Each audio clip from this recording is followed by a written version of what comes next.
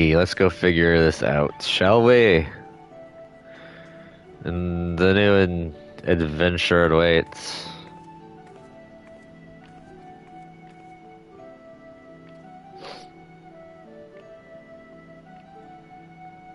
Hello.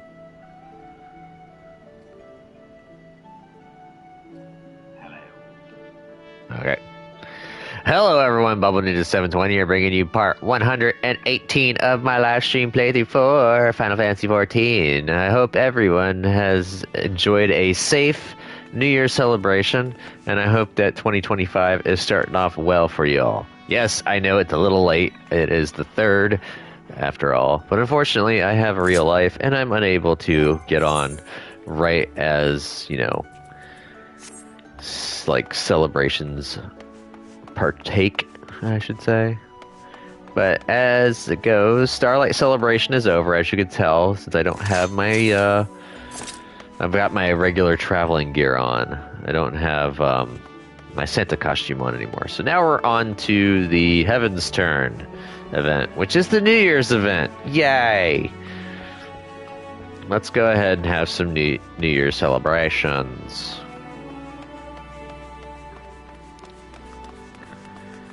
First off, we got the supplier. We're gonna buy a New Year's meal and a Springtide fan stand. Heaven's Turn trivia.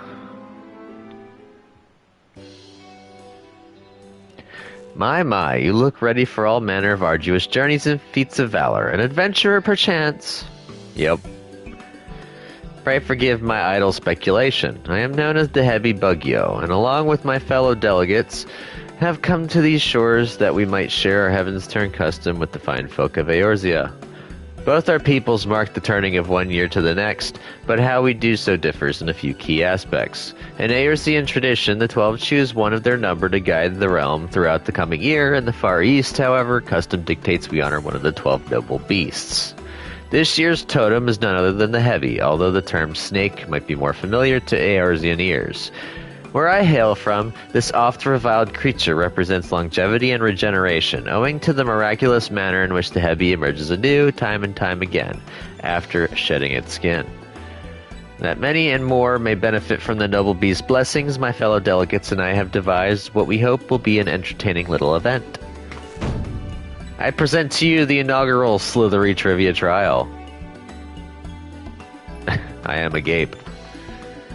Participants will wend their way snake-like through the city streets and answer the questions posed by the trivia taskmasters they encounter.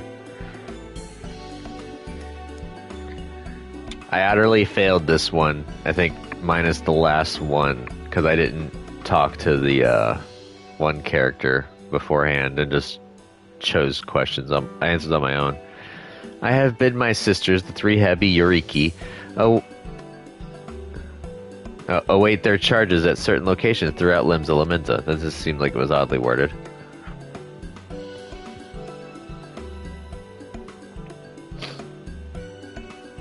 As for you, adventurer, I urge you to seek them out and put your knowledge of Far Eastern customs to the test. And rest assured that an auspicious prize is yours for the taking should you succeed. Consider it a means of stocking up on good fortune before your next foray out into the world. How about it? Have I piqued your interest? Sure. I'll take part. I'm always good to learn some new custom. This little event of ours is first and foremost about promoting insight and understanding. To that end, should you find yourself stumped during the quiz, simply say so. My sisters will provide a helpful hint.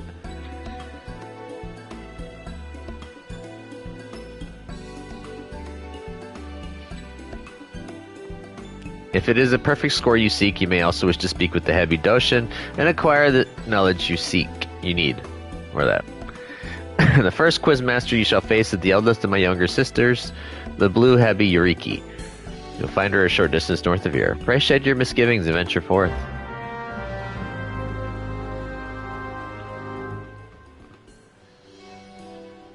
I kind of miss the times when you just had to kill a fate.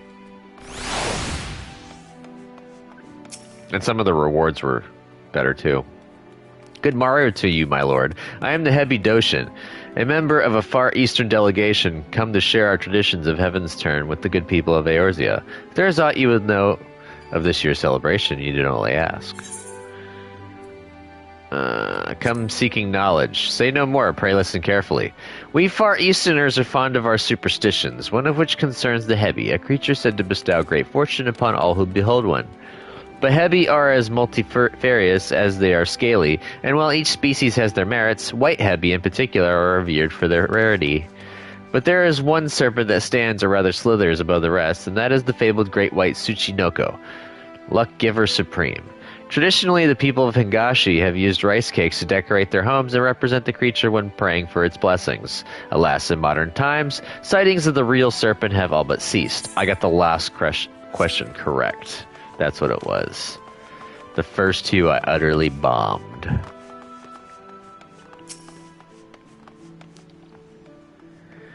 The bracing ocean air, the hustle, and the bustle. What a marvelous place. I do hope my dear sisters and I get a chance to do some sightseeing.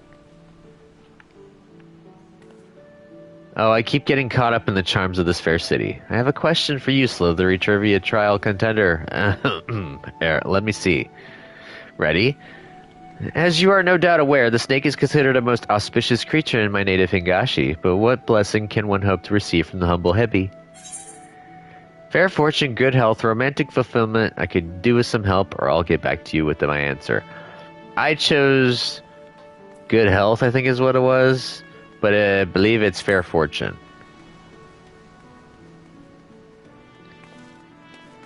Wonderful, simply wonderful. Snakes are indeed said to be bringers of fortune. By the way, there exists one scalekin in particular known as to lavish extra helpings of luck on those who encounter it, the Tsuchinoko. Where other serpents are sleek and slender, the Tsuchinoko is broad and bulbous. Alas, few have ever laid eyes upon its decidedly unsnake-like form. Anyhow, that brings my section of the quiz to an end. You'll find my younger sister, the Yellow Hebi Yoriki, down by the Drowning Wench. Pray her a visit for the next round of the Slithery Trivia Trial. I wanted to see what your armor was. Ooh. Cloud Dark Armor Offending? Ooh. Ooh. Ooh, that is a tasty, tasty piece of gear. Oh, Cloud Dark. That sounds like that might be from the new raid. Ooh, I think I know what my main is gonna wear. Sorry. I'm very big on glam. I love dressing up. I just hate when it doesn't work out in my favor. By the Kami, the city is absolutely packed with people. It isn't enough to send you dizzy. Give me a moment, contender. You're aware that the snake is a symbol of luck, yes? Well, some snakes are luckier than others, and they happen to have one thing in common, their color. Any guesses as to what that might be? Which color of the snake is the luckiest of them all? Red, white, glittering gold. I haven't the foggiest. How about a hint, or I'll come back later. I chose glittering gold, which should have been obviously wrong, but it's white.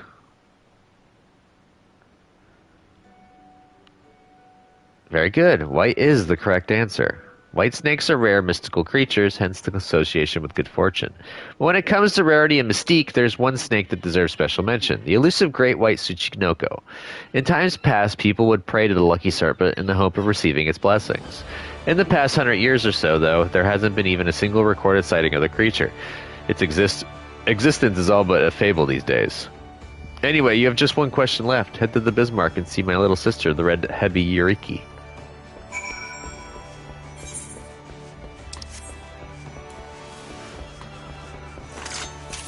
So after this, once I get the whole Heaven's Turn thing situated, we are going to go and knock out the Summoner story.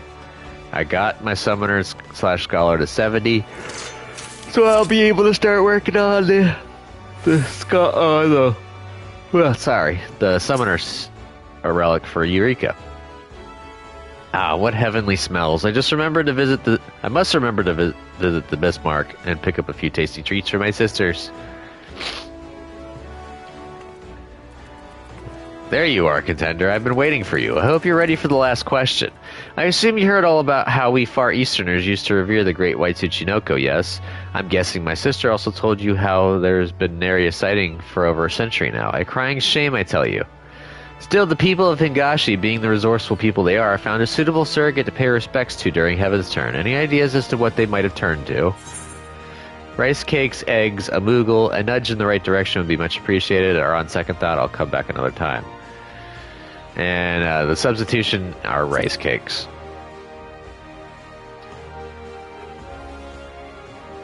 Rice cakes, precisely. To be honest with you, I'm surprised an Eorzean would even have an inkling. Color me impressed. When I say cake, you're probably thinking of something nice and light, but the rice cakes we decorate our homes with during Heaven's Turn in Hingashi are rock hard. We take one pebbly hard rice cake and stack it up on top of another. You have to use your imagination a little, but they're supposed to look like the great white Tsuchinoko itself.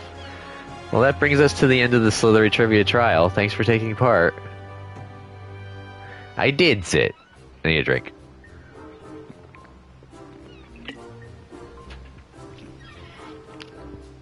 We can't forget your prize now, can we? For your efforts, a gift born of the finest painstaking Hingashi craftsmanship.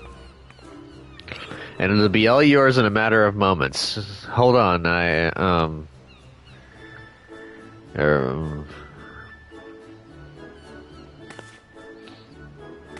blast, I could have sworn we had plenty left. Under normal circumstances, you'd be walking away with an exquisite white Tsuchinoko ornament, positively overflowing with good fortune. But surrounded by all these enticing scents, I completely forgot to restock. My big sister is going to be livid.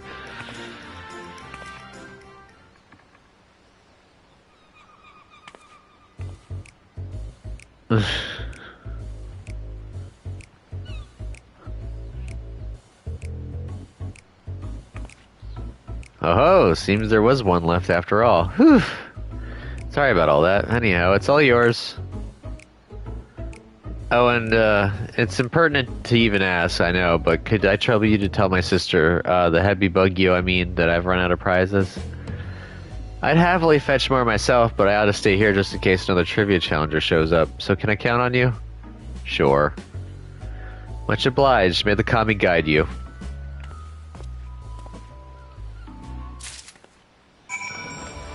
Alrighty. This is almost done. Once I finish this story, this little quest mission, it should be done. Finito. I'm on Astrologian because I was trying to level it up. I made a level off of it, though. That's at least something. Huh.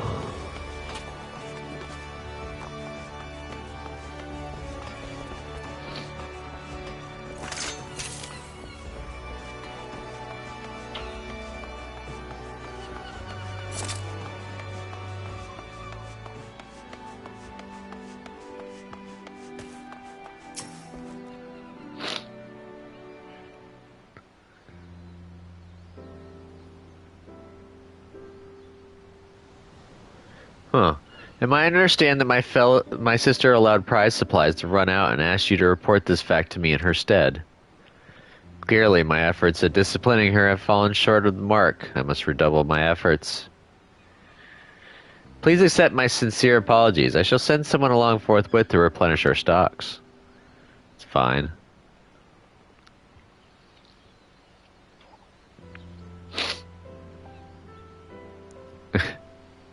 Ah, what have we here? Did you perhaps drop your prize?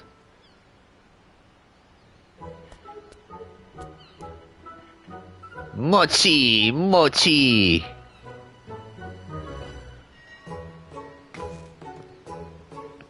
By the kami. Our prizes may be exquisitely crafted, but they are mere ornaments. They do not possess the faculty for speech or locomotion, I can assure you. Which leads me to think, could this be the fabled great white Tsuchinoko of yore, unseen and unheard of for generations?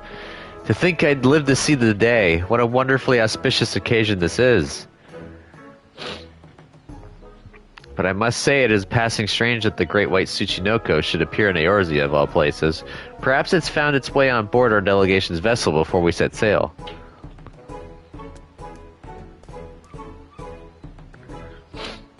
Perhaps you'd be willing to take the creature with you on your journey?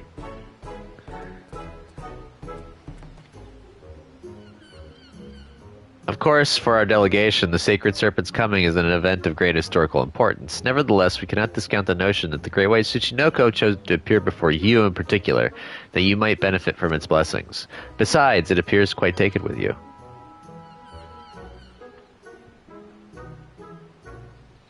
Mochi! Yeah, sure, I'll add another pet to my ranks.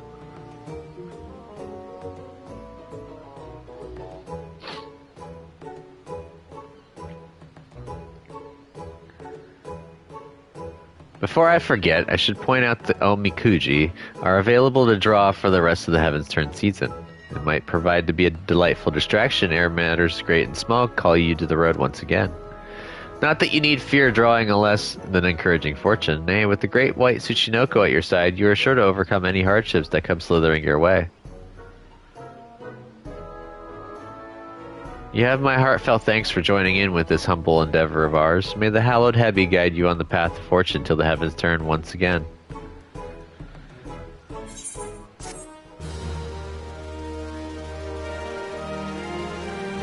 The Far Eastern Omikujishi is offering his services for the remainder of the Heaven's Turn festivities this year.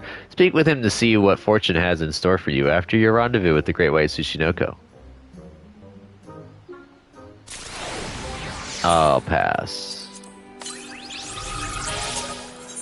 Yay. I'm gonna go to my house right fast, and then we're gonna go to Thingamabobber.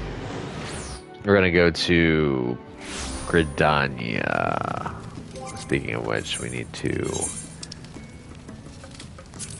store our Christmas decorations for the time being. So I haven't done too much more. I did add this, so it's kind of like a TV. I'm gonna put like a little Raging Vortex couch over here and a little table, and you can watch TV kind of thing. I might change it up every once in a while. And then this one's gonna stay the same. I have the Moonlight. I bought it. So I'm gonna put my bed here so you can, it's like a window. So not too many changes. We're gonna store that. I want to see what this looks like. That's not too bad looking. Still, it's not really my cup of tea, so we're gonna just store it. Alrighty. Oh, first things first, I need to get Summoner back on.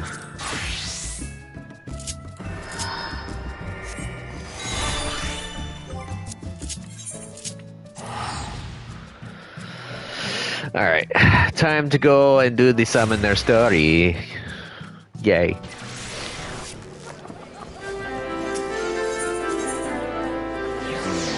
Go to Lancer.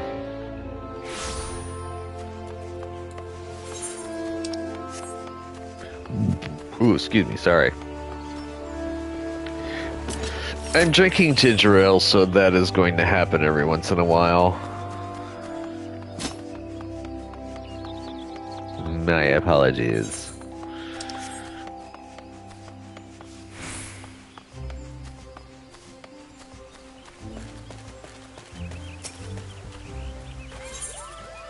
A book with bite.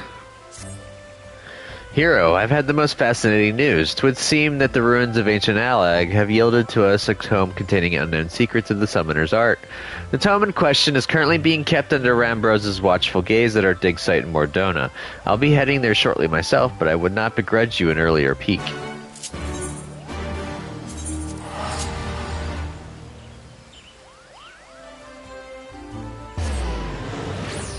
Haha.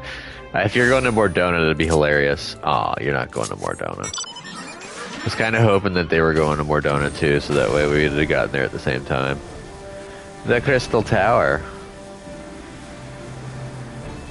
That was another Phasmoscape that I would have gotten.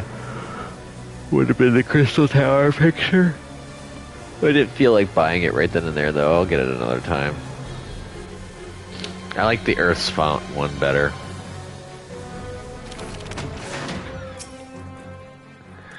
Ah, I thought you might be along. Here, hero. A prize such as this should be in your keeping.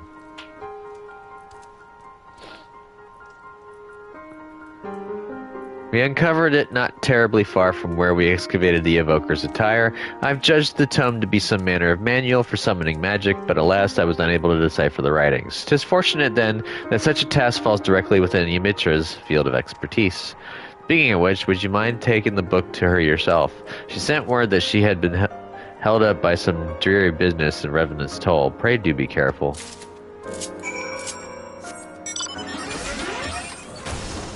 Good thing she was in the Toll and not back at Gridania. See, another thing that I would love, this absolutely, like, what happened here was because that ship blew up. And Midgar Stormer died too. I would have loved to have seen the fight that happened here. This is like one of the few things I would have loved to have seen from 1.0 in like a dungeon.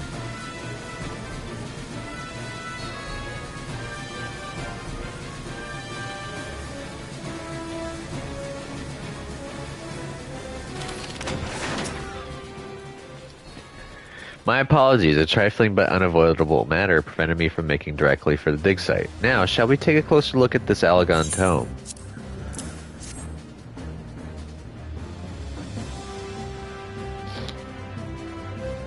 Wouldn't it be a tombstone if it's Alagon? You know, they deal with tombstones a lot.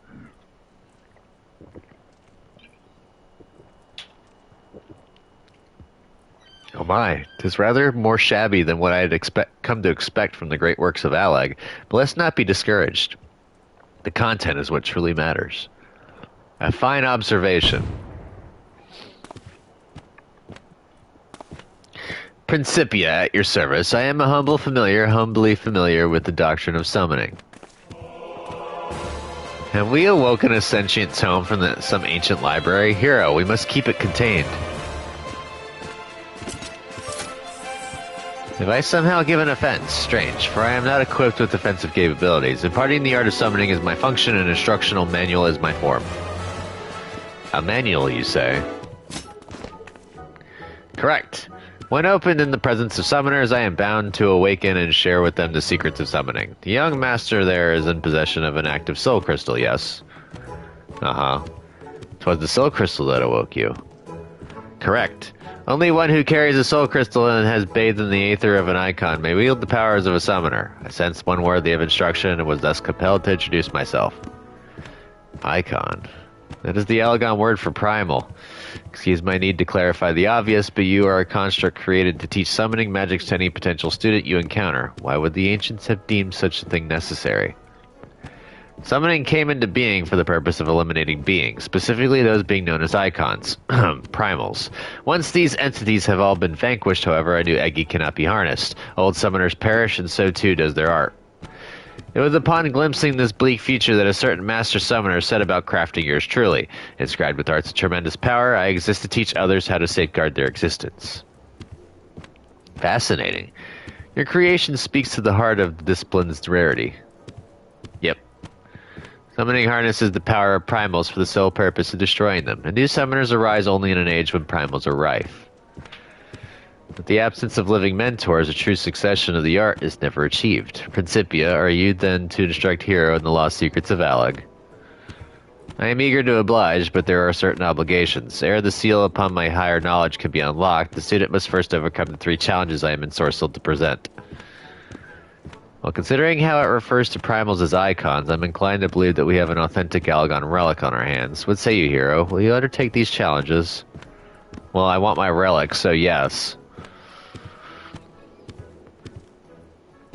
The first challenge is a test of power. This trial is designed to evaluate the raw magnitude of your arcane talent by pitting you against a predetermined opponent of carefully measured fortitude, also known as I manifest a monster and you fight it. Mayhap not terribly wise to attempt that in the middle of town. Why don't we find ourselves a less populated area out near the Singing Shards? Sure. Works for me.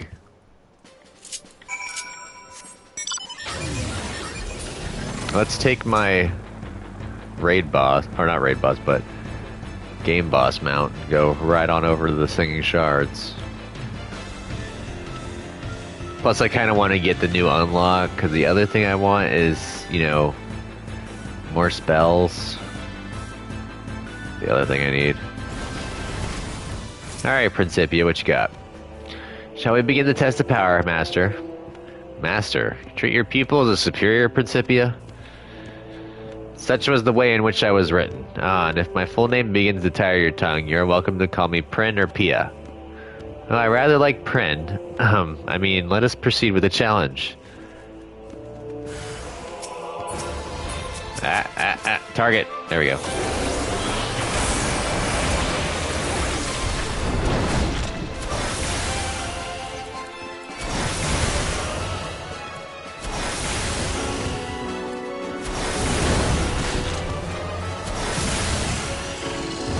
Yay. Recta. A crushing victory, hero. Who could argue the potential of modern summoning after that display? It was a little rough around the edges. You have bested the first challenge, Master. There are a few summoners in Eleg's long history who boasted this degree of native might. Furthermore, that you have achieved such potency through naught but the study of ancient wisdom is simply astonishing. With a little polish to your technique, guiding you to the loftier heights of power should be astonishingly simple. I have an itch. There we go. I thought Hero's technique more than sufficiently polished, but you say there is room for improvement. I see we shall have to adjust our yomstick for perfection if we are to rival the practitioners of the past. Indeed. If you would know more of past practices, then you need only ask. Actually, I do have a question for you, if you would indulge me, Hero. Sure. Pran, in what age were you created? You appear to lack the technological advancements that were predominant in constructs in the latter days of Aleg's civilization. Another excellent observation. I was penned by Master Sari, a preeminent summoner of his time. He was in fact likely the last Master Summoner of the Alagon Empire's reign. Were I to date myself by this culture's notion of history, my creation would have taken place at a point just before the Empire's collapse. In other words, solidly within the richest era of aetherochemical discovery. One might reasonably wonder why this wonderful science was excluded from my invention, and I assure you there is a reason. In the beginning, the Alagons rose to superiority through their mastery of magecraft. It is told that the very first wielders of summoning magic made to do with grimoires fashioned of leather and ink and parchment. There came a tipping point, however, when the mundane sciences began to progress with ever-growing rapidity. These advances were marred with the arcane and aetherochemical technology was born. Or married, not marred. Although some people would say that they're 1 and 2. I'm joking. Even as the harnessing of lightning energies gave rise to new recording mediums, techniques were developed that allowed complex arcane geometries to be instantly plotted. Traditional grimoires were replaced by devastatingly efficient and elegant weapons. The convenience of these tools, however, did not lend themselves well to the instruction of initiates. Beyond such considerations, the new mediums could not be perused without dedicated machinery, and their manufacture was no simple matter. And so the summoner who breathed life into you decided that tomestones and the like were not the ideal method for passing on his accumulated wisdom. Correct. He chose for me the primitive form of a book and inscribed within my pages a bounty of potent incantations that required no machine to be cast. Thank you, Prin. I thought only to satisfy my academic curiosity, but I found myself swept up in your description of the past. You truly are the creation of an incredible age. And thank you for your patience, Hero. Shall we return to Gridania? Sure, I hope my return spell has already refreshed. It has not. No, not lavender beds.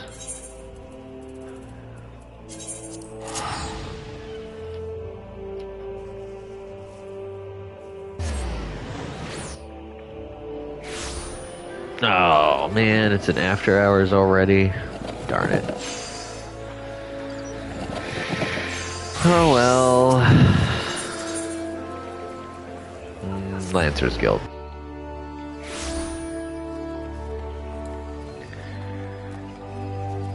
I want to be able to do more devastating magics. Let's get on with it. If I do get done with pardon me, if I do get done with the storyline for this, with time to spare, I'll go back to MSQ. I'm not going to do the Scholar. Oh, Dancing Wolf's back. Well done, hero. We are one step closer to revealing a new secret of Ancient Alag.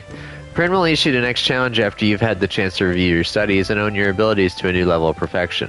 I've decided to keep the familiar here at my side for the moment. Even with as many wonders as Eorzea holds, folk tend to panic at the sight of a fanged tome that jumps around on its own accord.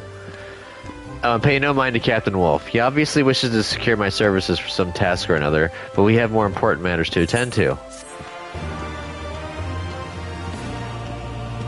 Next summoner quest will be available from Mimitra upon reaching level 63. The requirements for undertaking subsequent quests can be reviewed in your journal.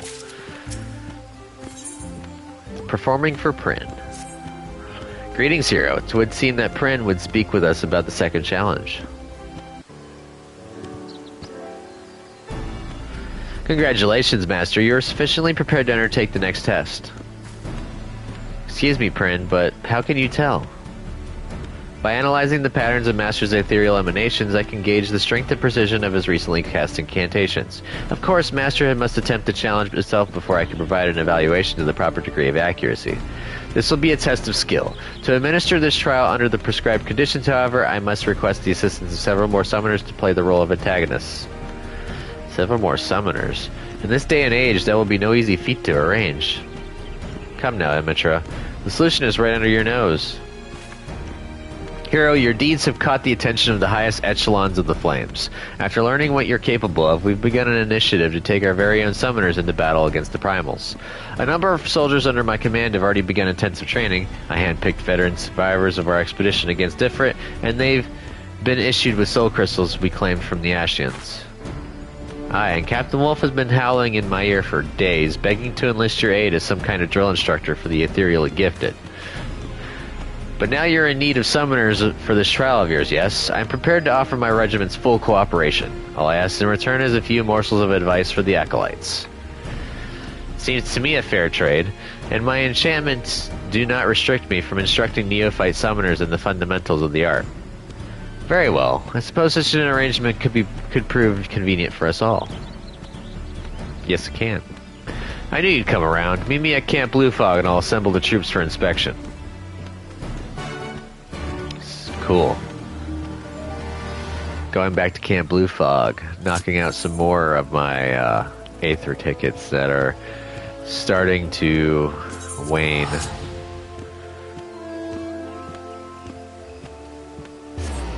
Boink.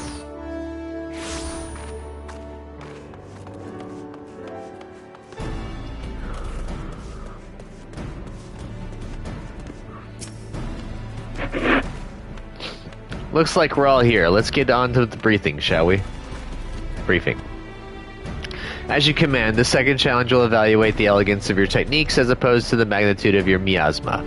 First, I shall infuse the Eggy of your opponents with secondary enchantments, and then you are to engage the entities in battle. Or combat. Prin explained to me that the enchantments stored the ether expended during the battle and allow for an in-depth analysis of your flare for death flares, as it were. In any case, I expect you'll pass with flying colors. Right, I suppose you should know who you're up against, designation and rank. Summoner Crispin, Private First Class. We're grateful for aught you can teach us, sir. Summoner Denise, Sergeant. I'm new to spellcasting, but I've seen my share of combat, sir. Crispin and I are on the fight, are to fight you as a pair. Summoner Jajasimo, Lieutenant. You're more than a few admirers in the barracks, hero, sir, but that don't mean we'll go easy on you. On you, eh? Enough chatter. Quick march to the training ground. Give the word to Crispin and Denise when you're ready to battle their Eggy, hero. After that, you'll be facing off against the Lieutenant's beast. You won't be attacking my troops directly, so give it all you got. Crispin sounds familiar.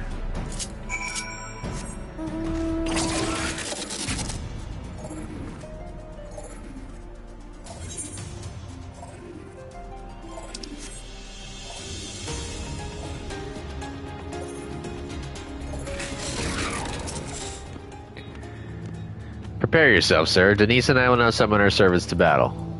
Aye, a pair of Ifrit for you. Of course. Boy.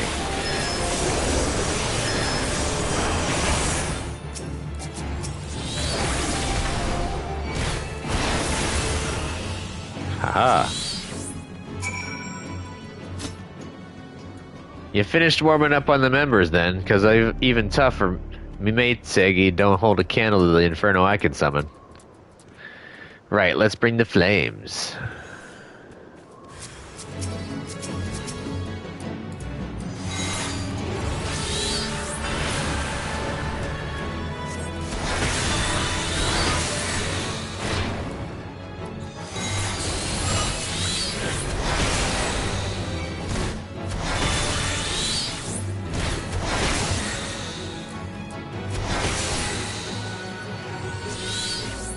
I used earth to snuff your stuff out.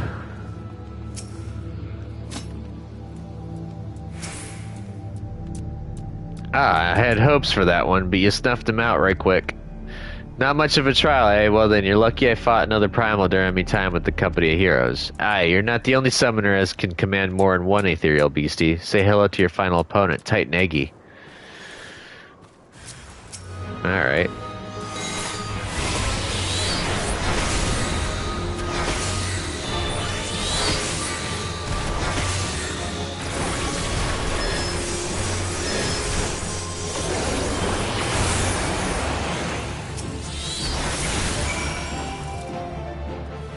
Haha.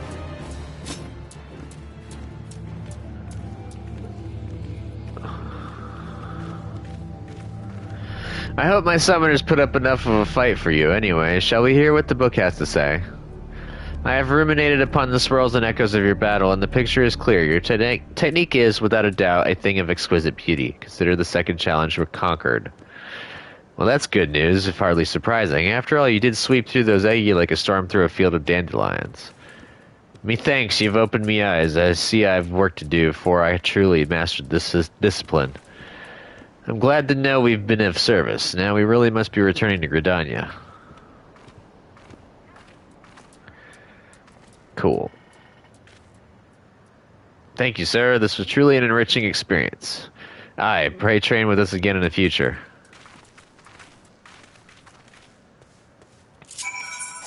Cool, I don't have to expend a ticket this time.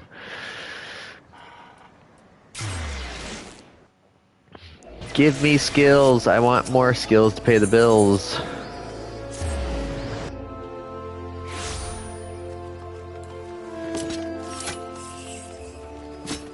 I need to get some glam. And the question is, do I want a lightning book? Do I want an ice book? I'll have to look up the various glams.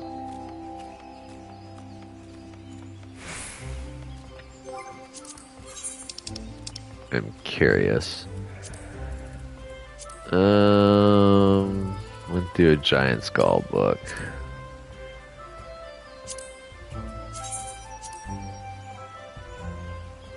I like the lightning aura, but at the same time, it just seems so basic on the outside.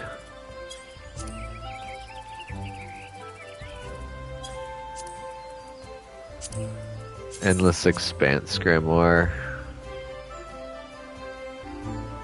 No. Maybe the Dead Hive Grimoire. I might do the Dead Hive Grimoire.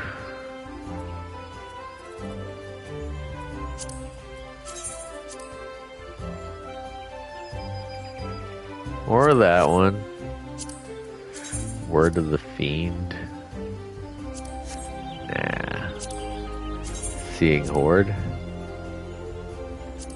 No. Word of the Goddess. Nah. Word of the Demon. Ooh, I think I like the Word of the Demon. I might run around with Word of the Demon. I have to get some Zervanite. Congratulations, hero. With your impressive demonstrations of power and skill, you have already conquered 2 of Prin's 3 challenges. Ere we come to the final trial, however, Prin would further our education on Alagon summoning. First, I would ask that you know of the rise and fall of summoning in the Alagon Empire. Crap. My TV reset, so I can't do anything right now. Sorry, it's going to be a minute. I'll put my controller down so I don't accidentally do something. Now my computer is buffering.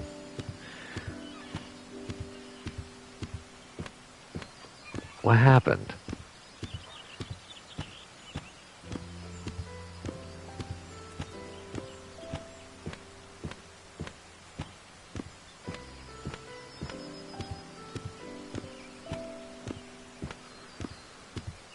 That's weird. It's like it reset.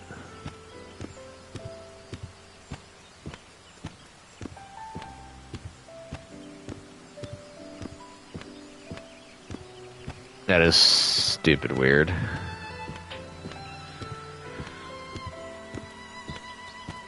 Sometimes I hate when technology goofs. Where's my... There's my remote.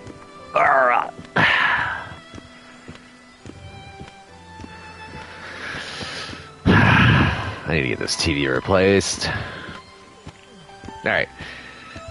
First I would ask what you know of the rise and fall of summoning in the Alagon Empire. I was made to cover rather a lot of history, you understand. From our research, we have learned that summoners were initially lauded as heroes for their success against the primals. When certain of these mages began to abuse the art's power for personal gain, however, the adoration of the populace shifted towards an oppressive hatred. Correct. We speak now of the latter half of the Third Astral Era. My creator, Master Sari, was one of those who expended his energies on the destruction of primals, even as he fled from relentless persecution. Alongside his disciples, he triumphed over Bellius and many other lesser entities. Bellius? That was the name of the elder primal from whom Tristan once drew power. Master Sari must have been mighty indeed to defeat such a foe. Or Bellius.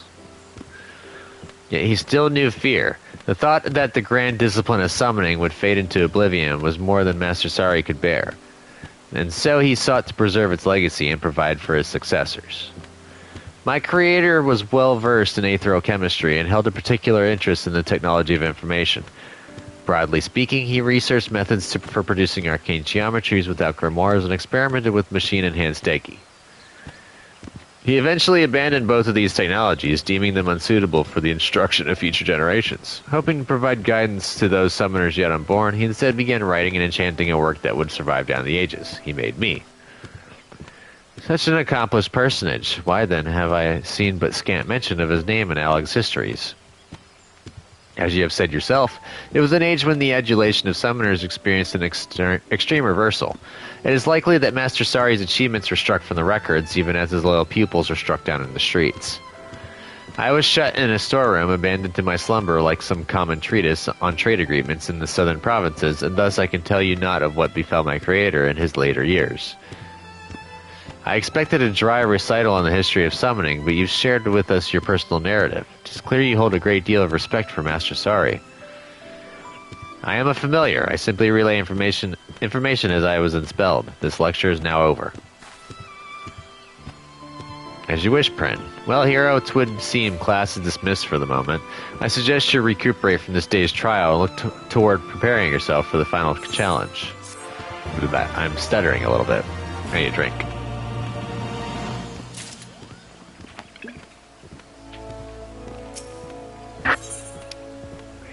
An existential crisis. Still haven't got a new skill yet.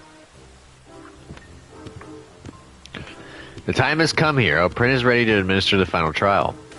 Yes, your third challenge is at hand, Master. I shall be glad to at last share the wisdom that has long lain dormant within my pages.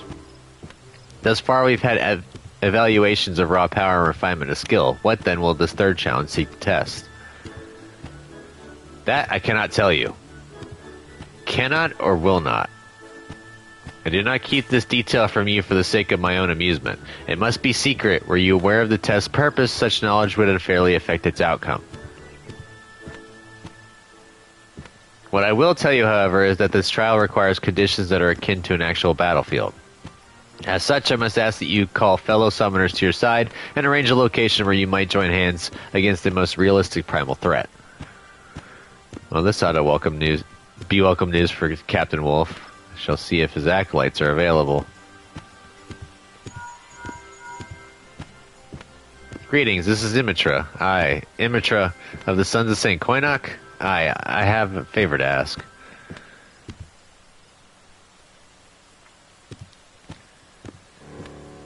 Well, Captain Wolf was more than eager to accept our request. He even offered to arrange exclusive use of a section of Steel Rock. Seems there will be an airship waiting in Ul'dah to fly us to the island. Shall we rendezvous at the landing once you've prepared then? This will be the final and most grueling challenge. Pray ready yourself, Master, that you're not reduced to so much gruel.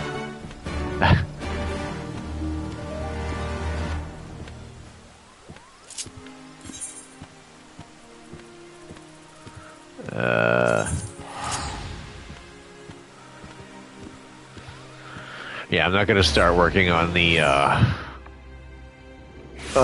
relic this run. I'm going to do that off camera.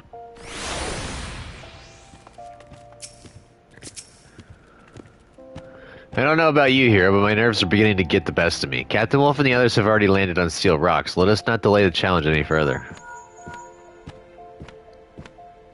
Who could that be? Oh, Summoner Judge Samu. How might I? Pardon? By whom? Lieutenant, can you hear me? Blast, the call was cut off. Hero, our immortal colleagues are under attack.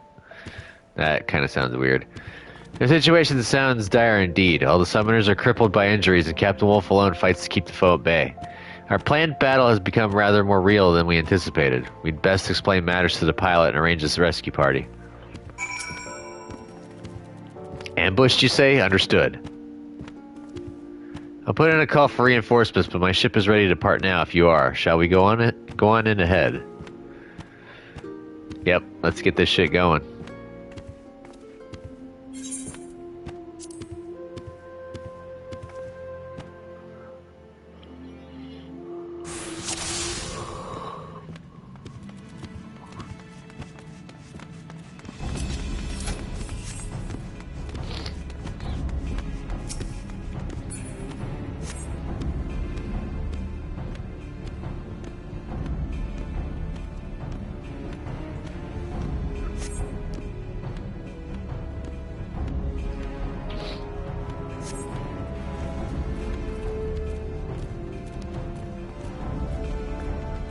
Ah.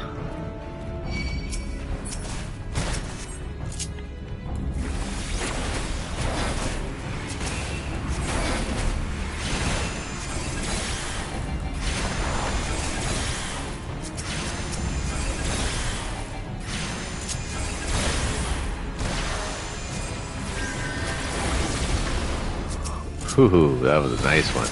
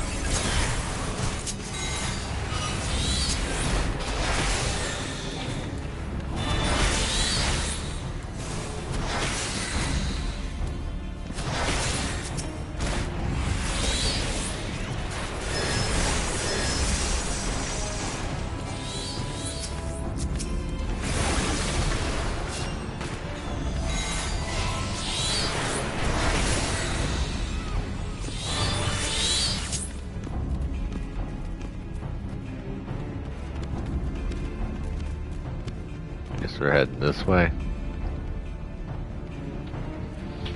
Yep, there's another injured person.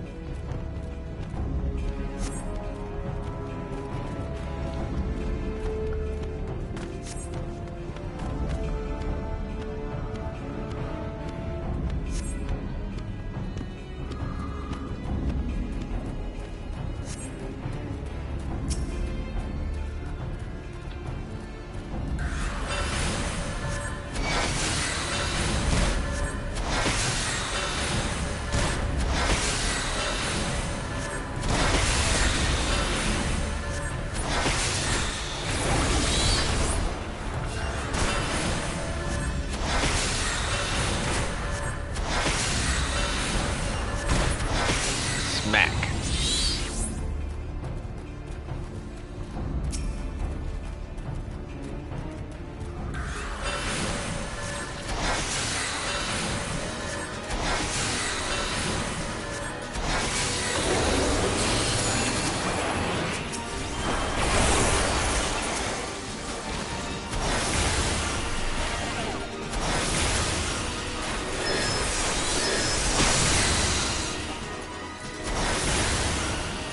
Spanked. Oh, you still had a baby one in front of you. Oh, the off-center summoner.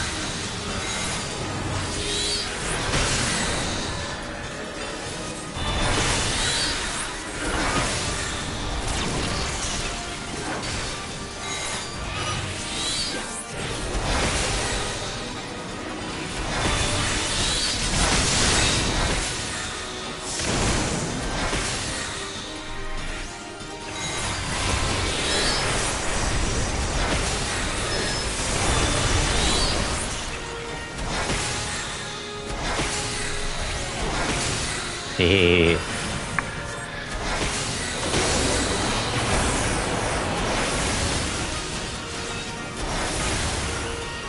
Eat some damage. Oh shit. No! Oh, that hurt.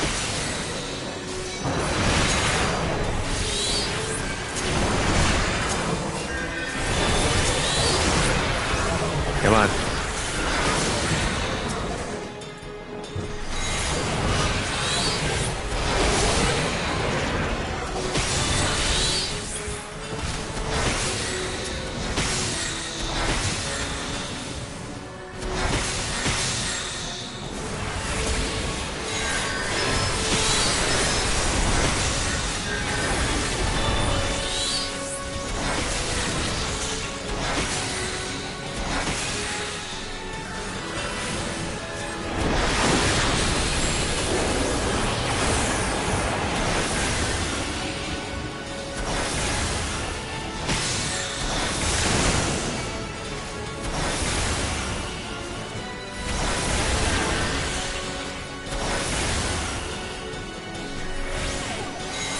We're gonna use the quicker ones.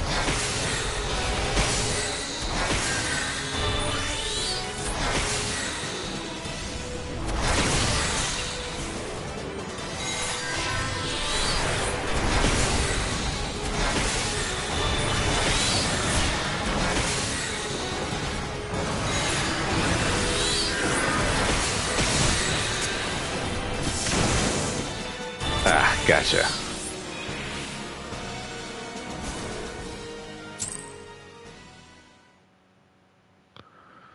Ha ha ha. We took him down. Anomalous potential confirmed. Commencing scan.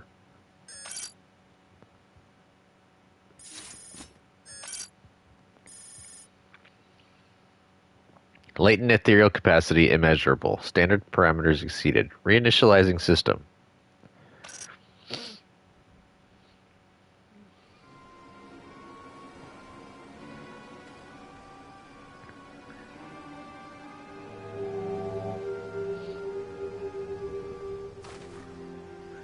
What? He wants to go another round.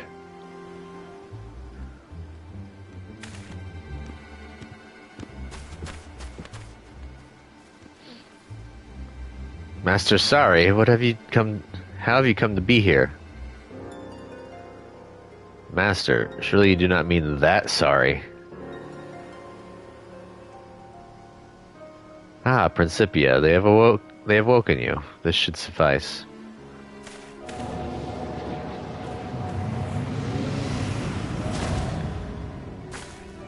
What did you do to Prin?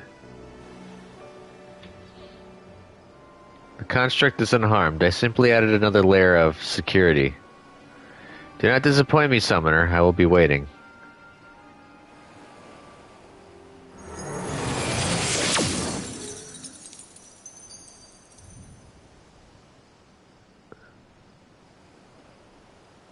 How odd. The way he vanished was almost as if... Thal's teeth. What was that all about? Bah, we'll discuss this back in Ul'dah after we've seen to the wounded.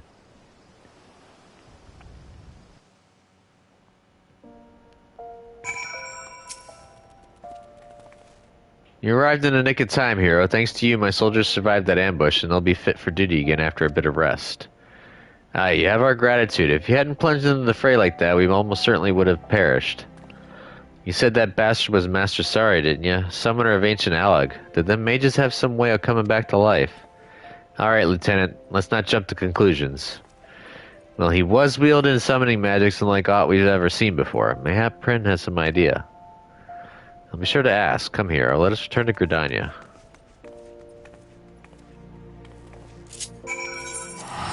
Sweet. I could use return again.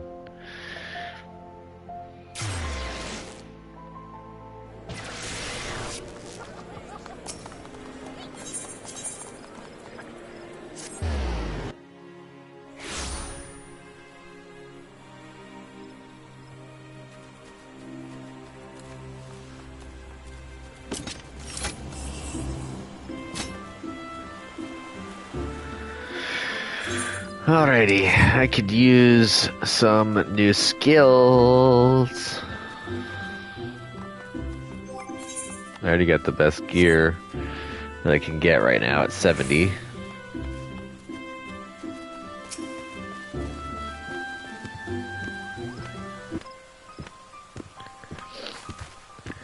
Well, what was meant to be Hero's final trial was certainly testing, to say the least. Tell me, Prin, what makes you so sure that that was Master Sari? Based upon the evidence at hand, there can be no doubt. The vocal and ethereal signatures are identical to those exhibited by my creator.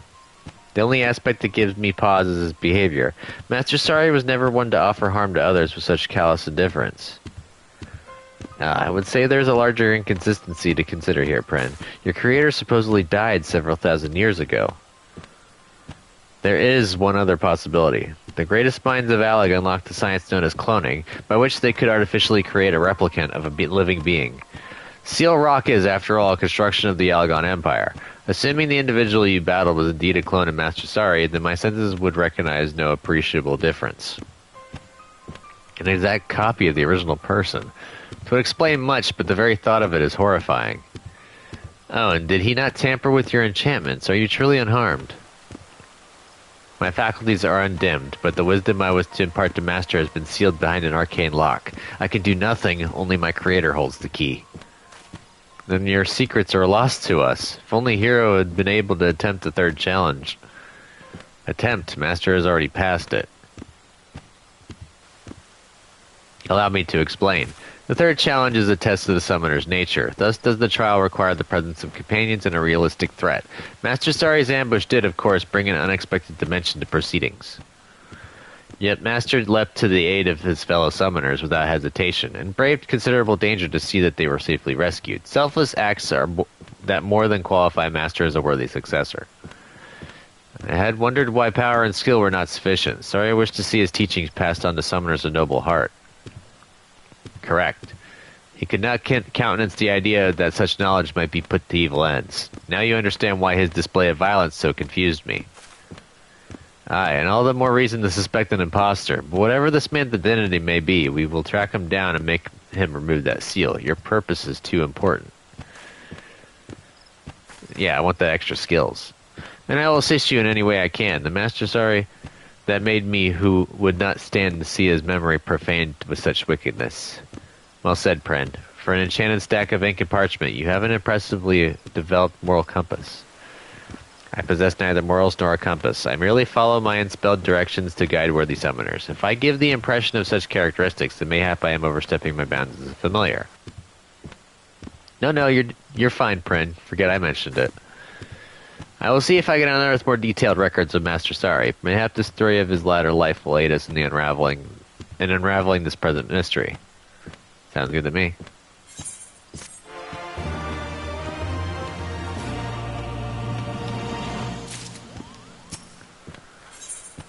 Off the record. I searched through the usual histories, but found scant mention of Sari. 'Tis as Prin has said. Records of his existence have all been expunged. And since my own knowledge is limited to the day I was stored away, we must rely on those lost Algon records that escaped the purge. My colleague Rambrose may be able to help us there. Hardly a day goes past when his team does not lift some forgotten treasure from the ruins in Mordona. Shall we pay him a visit? Sure thing. I need as many skills as I can get.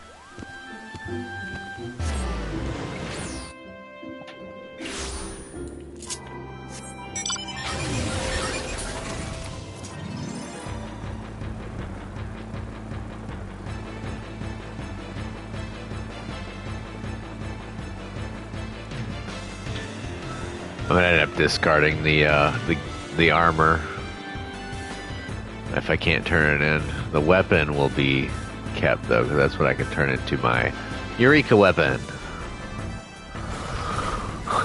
And then I'll be spitting hot fire in Eureka. Yamitra has informed me of your search, and I shall be certain to contact you should our discoveries include any mention of this Sari. There may, however, be a swifter way to acquire the information you seek. I know of a certain merchant who collects and deciphers tomestones with even greater zeal than the sons of St. Koinok. Oh no. Ah, you speak of Rowena. Aye, we have formed something of a symbiotic relationship with her consortium. In return for financing our excavations, we provide Rowena with a selection of our finds. I'm sure you would find her amenable to our request for assistance. After all, you would merely need to borrow her tombstone for a time, yes? Here, I penned a letter with my personal reassurances that her stock will be returned none the worse for wear. The popcorn bucket down here, and I kind of want it. I need snacks. Pardon me if I munch and crunch.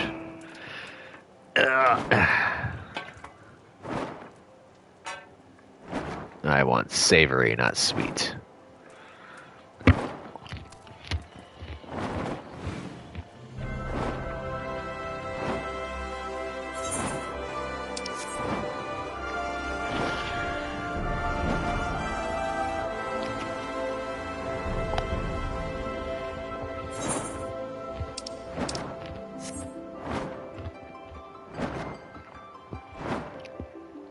I wonder what hurdle I must jump through for Rowena.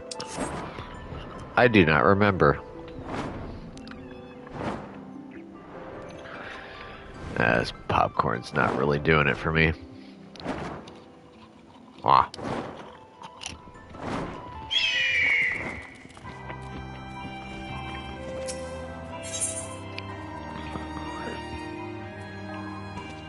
A pine bonsai.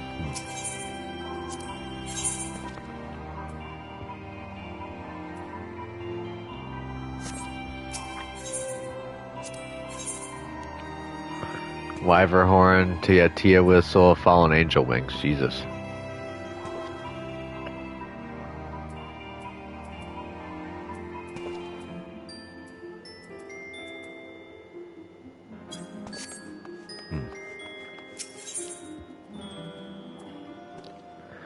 Off the record. Hi, what can I do for you?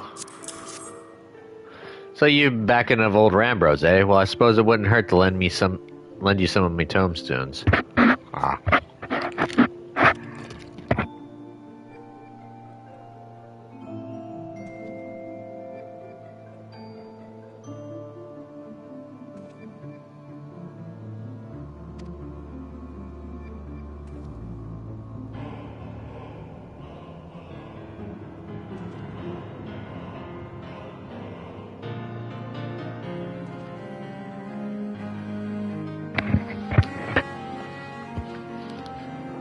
Sorry about that.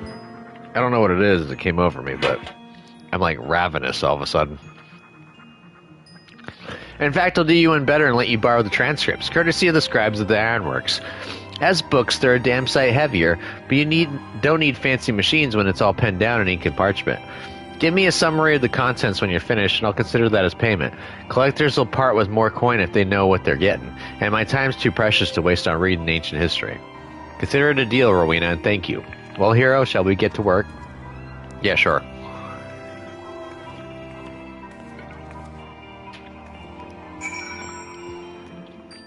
I'm not going to deal with that right now. A friend of Nedric's, are you? And you must be an adventurer of some skill. My business relies on capable people such as you. As a gesture of goodwill, I'm going to share with you a morsel of information. There's this bloke named Geralt. Makes his living in weapons and armor and whatnot. They say his skill is the finest in all the realm. Might be as it's gone to his head, though. Folks don't take to the man, if you get my meaning. Oh, and he likes to drink and all. Bloody Beauregard himself in the forge, though. As a young lad, he was cast out on his ears by his master for the crime of crafting finer wares, and that while piss drunk. Ever since, he's roamed here and there, earning his keep day to day. Aye, I've known Geralt ever since I landed in this business. Ain't seen him for a while, though. And the last time I did, the old fool had tears in his eyes and snot dripping from his nose. Fallen on hard times, he said. Asked for a bit of coin that tied him over. Never paid me back, neither. Couldn't say for sure where he is now. Seemed to remember hearing he was in the Black Shroud, putting up at Hurstmill or some such place. You might do well to commission his work. He'll even reforge the relics of old if you make it worth his while, and there ain't no other in Eorzeus can do that. If it's relics you care to know about, I have a promise of payment what might catch your fancy. It don't look like much, but it'll get old Geralt to fire up his forge. That much I promise.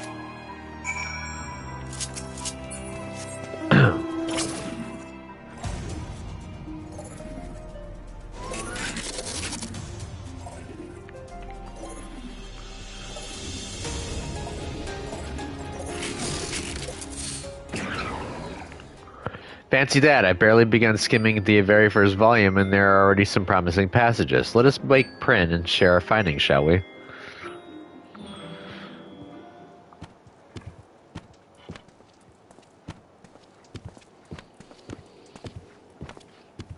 Ah, Rambros, have you come to check on our progress? This charming tome is Principia, a sentient familiar of ancient Allag. A pleasure to meet you, Master Ambrose. Pray call me Prin, if you prefer. Thank you, Prin. And might I say what a privilege it is to meet such a rare and clever construct. Clever? Well, yes, apparently Prin was written that way. In fact, we were just hoping to hear an opinion on a new snippet of information I've uncovered. 'Twas an order listed in a record of Imperial military communications, commanding that the fruits of the Master Summoner's research be seized. It appears that the army had more than a passing interest in Sari's experiments. Huh. And what exactly was the purpose of this research? Master Sari toiled to wed summoning magics with etherochemical technology. For example, he experimented with replacing grimoires with mechanical mediums, and sought to manifest Egi of greater authenticity by utilizing high-speed computations. Simply put, he turned to machines to enhance traditional summoning methods. Is that the gist of it? Correct. But Master Sari was never one to abuse the success of his experiments, no matter how much they magnified his power. He would not place his trust in machines. Their inherently complex nature was too prone to error, he said. The dates on these communications indicated time in the latter half of Sari's life. Is it possible something could have occurred between crafting you and the execution of this order that may have greatly altered the summoner's outlook? There was, of course, the violent wave of anti-summoner sentiment that swept through Allag. He claimed the lives of many of Master Sari's disciples. Following their deaths, he began spending much of his time cloistered within his laboratory. Such an incident could certainly be responsible for changing a man. And Principia, you were unaware of subsequent events when she fell into slumber, yes? From what we've learned so far, it is safe to say that the foe we encountered is related to Sari's research in some way. And there are likely more clues buried in these records. I shall speak with Captain Wolf and ask to borrow the sharp minds of his summoner squad. 'Tis a rather intimidating pile to tackle on our own. Well, seeing as you have the transcripts, there is no need to travel far. You are welcome to make use of my tent and the reference materials on Allag are found therein. That would be an enormous help, thank you. Let's haul these books to the dig site, shall we?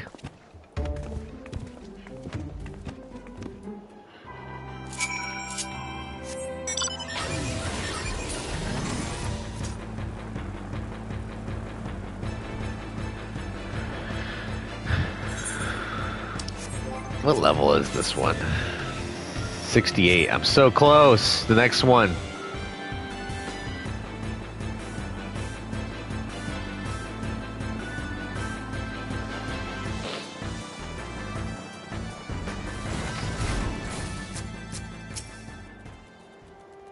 Our summoner colleagues arrived with the swiftness After I relayed to them our request, 'tis well to see them recover from their injuries. With everyone pitching in, we stand a good chance of finding something useful.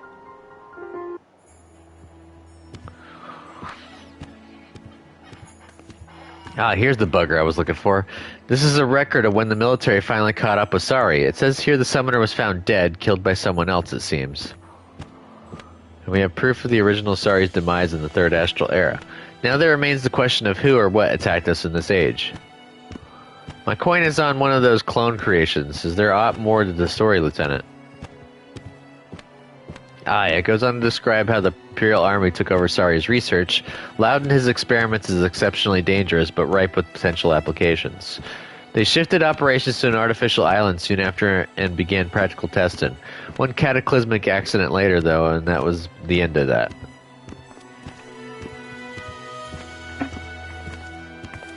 This artificial island must be a reference to Seal Rock, the very site of our encounter with the present-day Sari. During the battle, my creator's simulacrum exhibited the ability to summon multiple Eggy simultaneously, as well as manifest highly authentic facsimiles of flesh and blood entities. The basis for every one of these unorthodox techniques can be traced back to Master Sari's research into machine-enhanced summoning.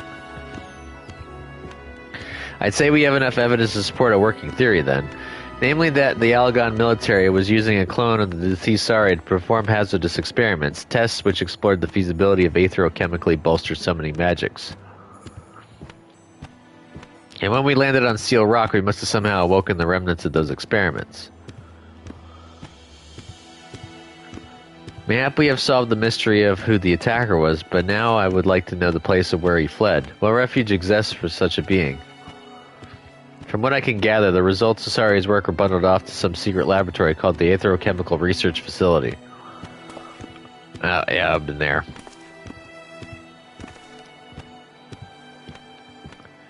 You know of this place, sir? Is it far? Ozzy's Law. If that's where they're keeping Sari's research, then it's possible the clone may have headed there. Our squad will fly back to Seal Rock and make further investigations. The relics of the past may hold some hint that we've yet considered. We haven't yet considered. An excellent idea, thank you. We shall return to Gridania for the time being.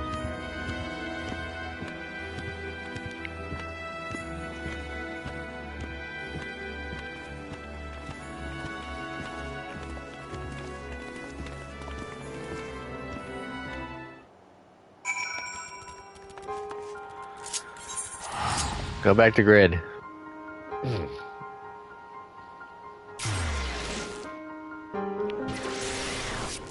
Ozzy's Law is like one of my least favorite areas ever. I don't have to go there a few times. Oops, I forgot you can't mount in town.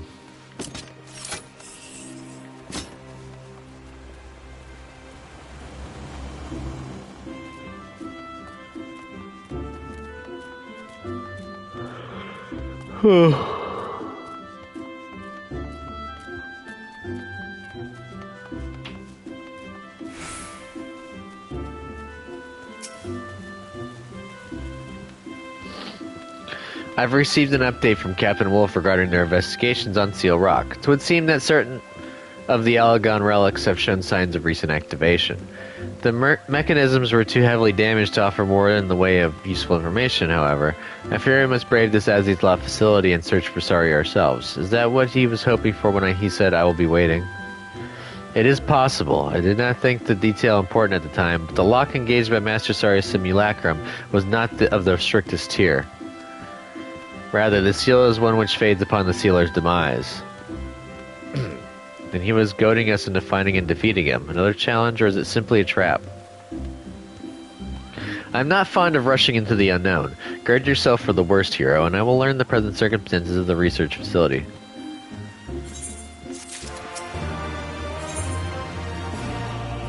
Yes. An art for the living. I've learned all there is to be learned about the research facility. The time has come to make our move. From what my sister and her colleagues have told me, the laboratories are housed in an extremely dangerous quadrant of Ozzy's Law. We'll not want to wander around inviting trouble, but rather plot the swiftest and safest route to our destination. There should be a terminal somewhere that will allow us to pinpoint the section where Sari's research is being stored. Once we arrive on Ozzy's Law, finding such a terminal would be our highest priority. I've informed Captain Wolf of our forthcoming expedition. He insisted that he and his summoner squad provide us with support. Let us make ready and meet them at Helix.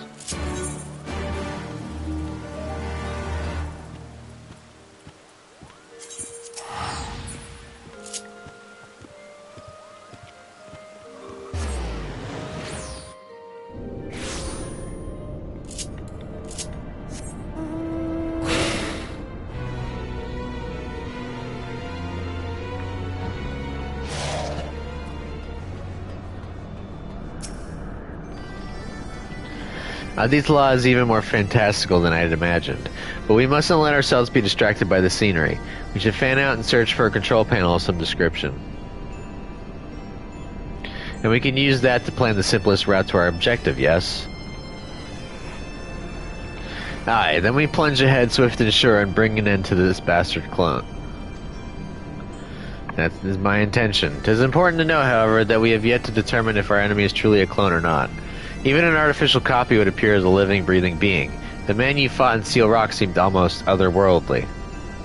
I'm inclined to agree with you, Mitra, but no matter what he is, we need to slay him to lift Prince Seal. The job remains the same. True enough. Then we should first focus on finding that terminal, hero. If you would, pray search around the base of the Warring Triad statues. Keep your guard up. If Sari knows we're coming, he may have prepared a welcome.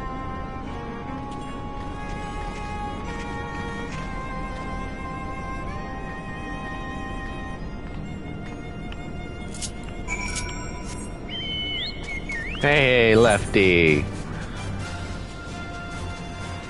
Lefty, my boy.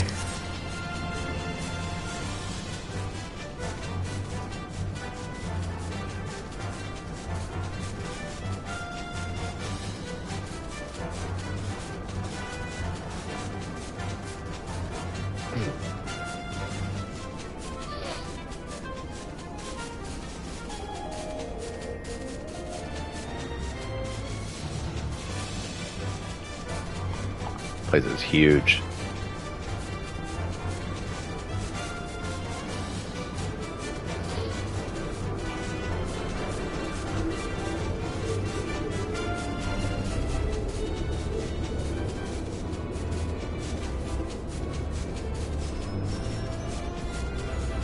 You know, I never did really look at these statues.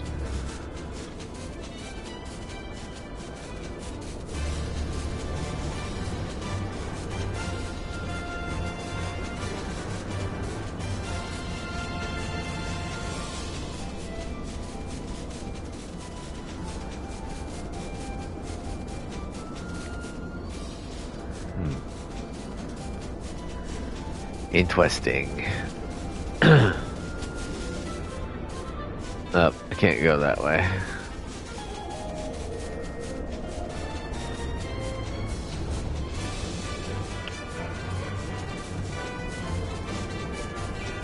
Nope, can't go that way either.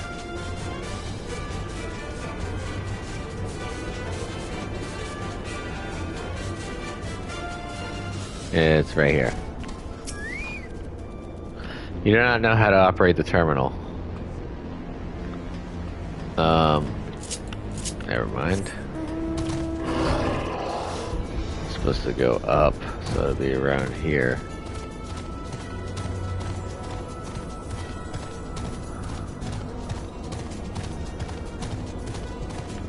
There it is.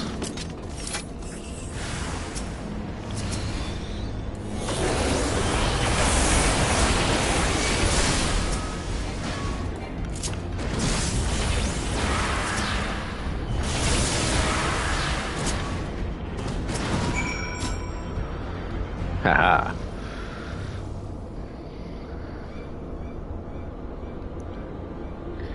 I predicted you would be the first to find me. A lesser summoner would have been slain.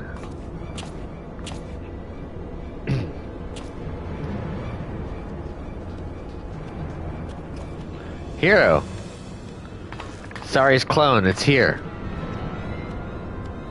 Clone? How you seek to explain my existence? An understandable theory, but I am far more than one of those clumsy creations. You had best abandon this flawed perception, lest it lead you down the path to failure. I shall await you inside, Potential. You will pass my test, your true final challenge, or you will die never knowing what I truly am.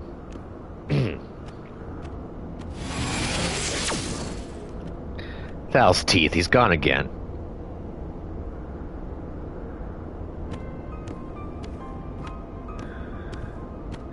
Did you see that, hero? The way he vanished is akin to the dismissal of a summoned entity. So you're saying he's some sort of Eggy? One that once wearing Sari's face? But how can he look so solid and well alive? I need a drink.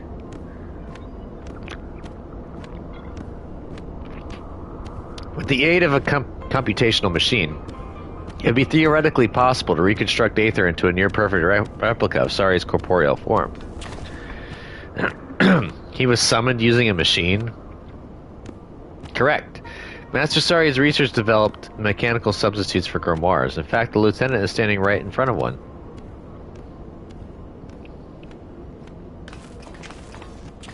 This thing? Yeah. It looked a bit like the Tomalus on Steel Rock, only they was much bigger. Gods, can the bugger pop up anywhere there's one of these devices? Hi, I think we can now safely assume that this Sari is a product of enhanced summoning magic. But our answer leaves us with yet another question. If Sari is the Eggy, then who is the summoner? Even if the grimoire is replaced by a machine, there must still exist the one who commands it. We got to find the master then. If we don't squash the summoner, the bastards will just bring the Sari Eggy back again and again and again. Whoever the bastard may be, he or she must be concealed somewhere nearby. An entity will always be summoned within a certain distance of the summoner. Even machine-enhanced techniques cannot circumvent this basic principle. That our antagonist chose not to make an appearance on Steel Rock suggests a reluctance to expose oneself to direct harm. In this location, however, with so many computational devices near at hand, I expect the foe's art will be significantly bolstered. So the Eggy will be even stronger than last time? All the more reason to take down the summoner quickly before we're swamped by ethereal horrors. Well, I brought a little device that should help, an aetherometer I borrowed from my sister, Stola. If I can detect the right current, it should lead us straight to our hidden enemy. Excellent, Yamitra. That may make all the difference. Right, let's be about this then. Summoner squad, take the van and clear the way forward. Alright, we've been waiting for the chance to prove ourselves. You just focus on finding the summoner and we'll sweep aside the dregs. Heard.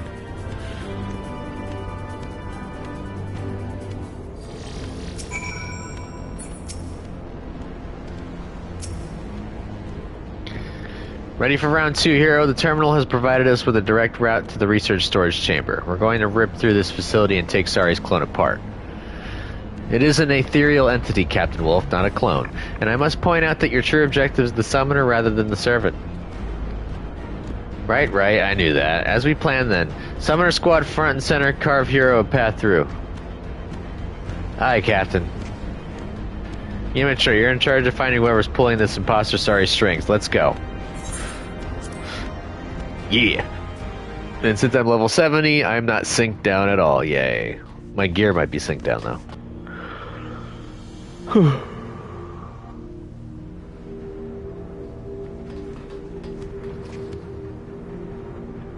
Wonderful. You've done well to make it this far. The summoner has to be around here somewhere. Immature, use your gadget. I'll buy you some time. We came here to remove the seal you put on Principia. Do as you ask, and this can all end peaceably.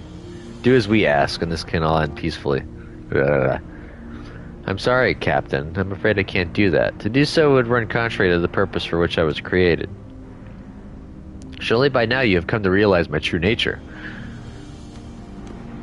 You are an Eggy in the form of my creator, an existence made possible through a fusion of summoning magic and aetherochemical technology. But while Master Sari was the last of the great summoners of Alag, you are not more than an elaborate imitation. You are no match for the summoner who now stands before you. Very good, but your conjecture has missed the mark. What I am is a defense mechanism that is capable of self-enhancement in order to combat ever greater threats.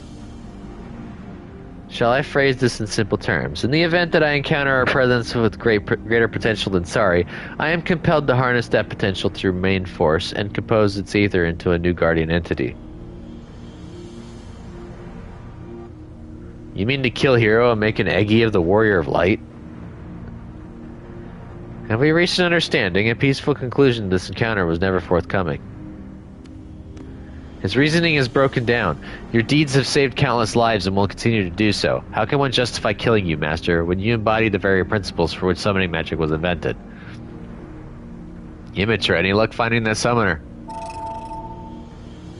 Just finished tracing the threads. The camouflage is impressive, but I'm still shocked that we missed something of that size.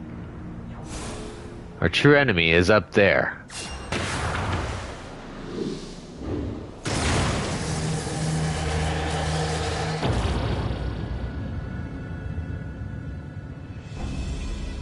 How observant of you. You have uncovered Master Summoner Sari's greatest masterpiece, an artificially sentient evocation matrix.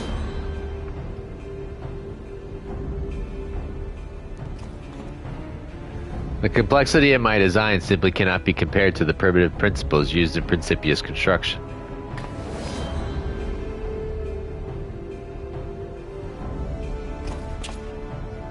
Your defeat is inevitable.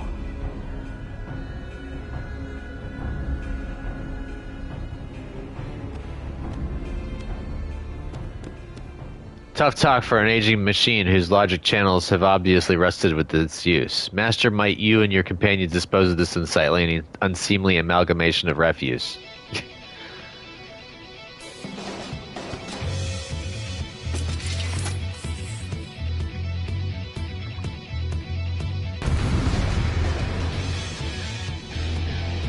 Liking the music.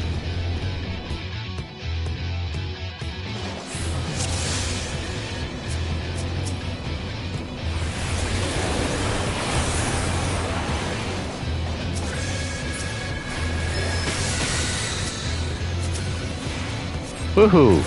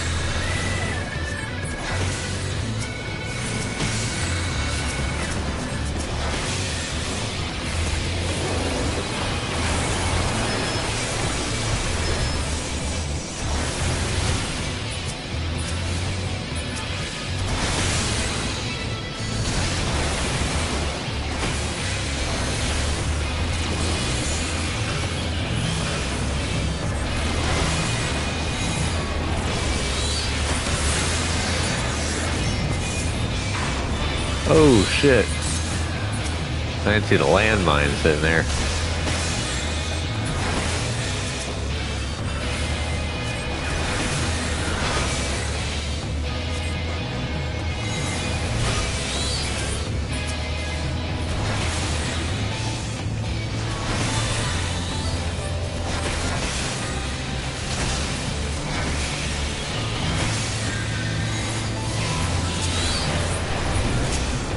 Apparently I can't use that.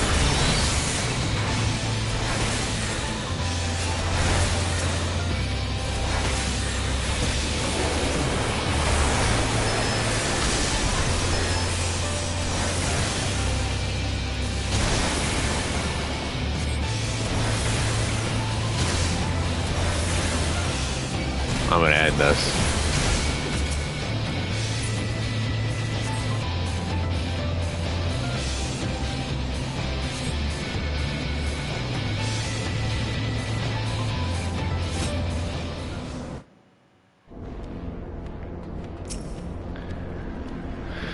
Yay! I think we did it. A stunning victory, hero. We've won the day, but Captain Wolf wished to stay behind and conduct a thorough search. I told him it was still too dangerous to wander around alone, but the captain is a stubborn man. Not to worry, though. If aught should happen, we'll soon charge off to fight at his side. Captain Wolf will call us if he needs us, We should be celebrating here. Does this not mean Prin's seal is now broken? Master success is indeed something to be celebrated. I was not crafted to experience emotion, but I do feel a certain rustle of satisfaction in my pages. Once you've mastered them high and mighty techniques, you'll be stronger than ever. Well, I think I'd rather learn by your example anyway, instead of from musty scrolls written by some long-dead Alagon summoner. It is in the hopes of achieving just such an outcome that I awoke from my slumber. The art of summoning is for the living, as my creator was once so fond of declaring. Hero, Prin, let us say our farewells for the moment. Thank you for your aid, everyone. We could not have done this without you.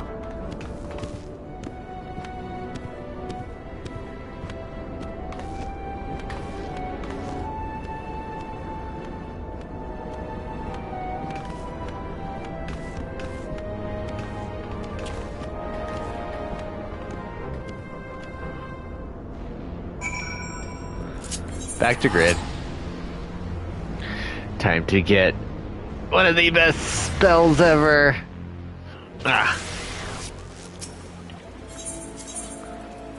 This will definitely turn me into a powerhouse.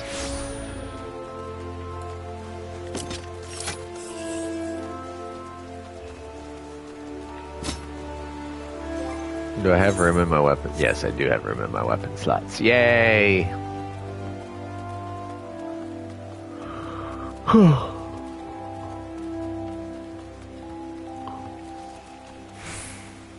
Jarvis Wolfram. Interesting name.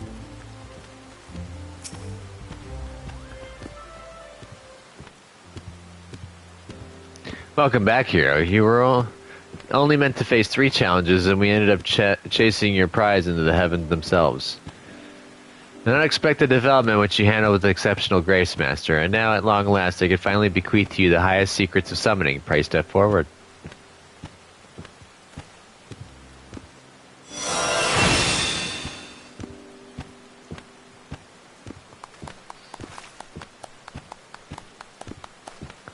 What a momentous occasion. The wisdom of the last of Alog's master summoners is yours. Ere you depart to explore your newfound powers, however, Captain Wolf has a report for us. It should explain much of what occurred on Ashley's Law.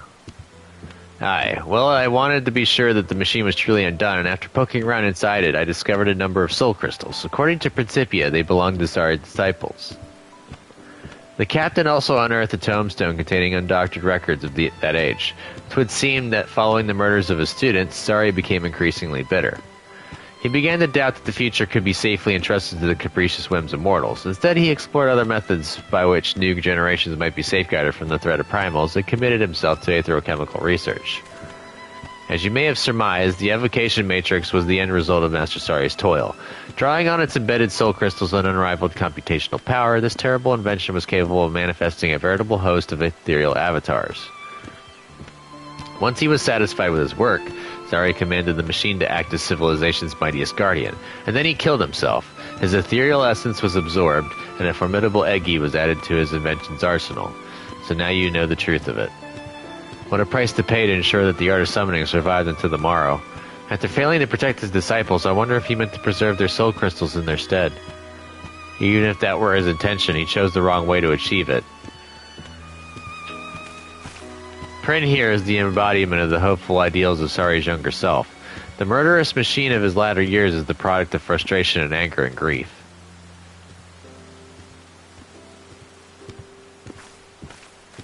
But what shall we do with the crystals? We cannot risk them falling into the hands of another villain like Tristan. If you wish, I could swallow the crystals and hold them safe until another era has needed them. My enchantments would ensure that they pass only into the hands of the worthy. Swallow? You mean to eat them? Fear not, Captain. I have no digestive tract for which to speak, and now that I have instructed Master in the wisdom of Alog, this task shall be the last I perform ere I return to slumber. Wait, so this is farewell? Correct. Or mayhap more appropriately, good night. As a familiar, I was not impelled to experience loneliness. I was, however, written with the knowledge that it is best not to draw out a parting of ways with needless sentimentality. No tears for you then, eh, Prin? Summoning magic was created to combat the threat of the primals. The ideal world is one in which I need never awaken. That wield the art well, master. Oh.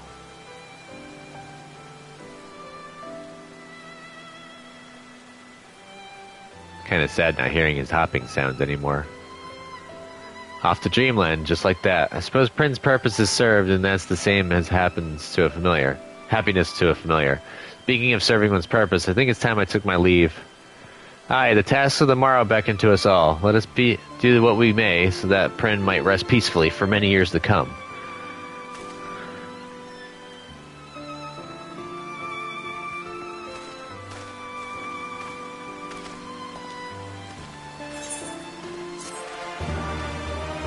Yay, finally.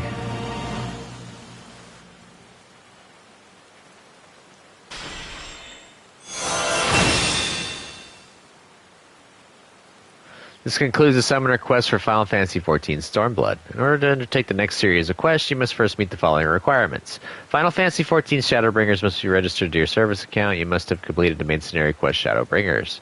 You must have completed the role quest, the Tearful Reunion. Once you have done so, the next summoner quest will be available from Yamitra. Soul Summoner 3.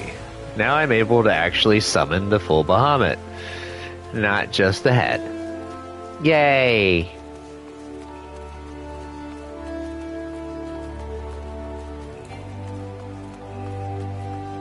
And then I can use Akmorn. Promise of payment. Alright, let's get back to the warrior. Ooh, excuse me. Head to the ocular. I did promise some MSQ, so we're gonna do some MSQ.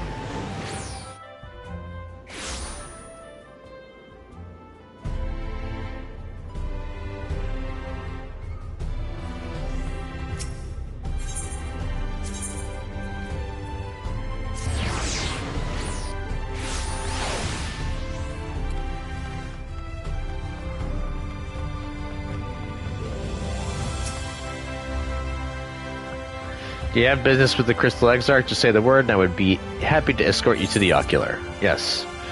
You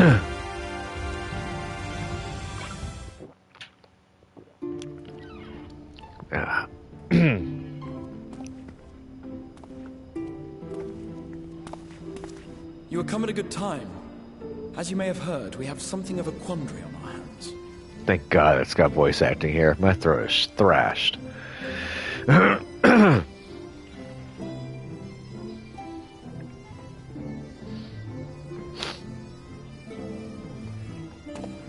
Laxon Loft, here in Lakeland.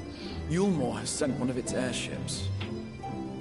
They have questions for us concerning the death of the Light Warden. Their emissary makes his way here even as we speak. I suppose the sky does rather give the game away. Indeed. 'Twas inevitable they would come knocking. The only question was how soon.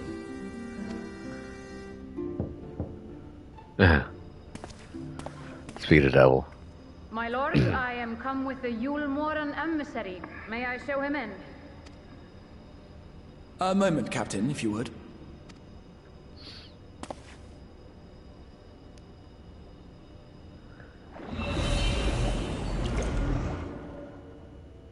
Everyone, gather round.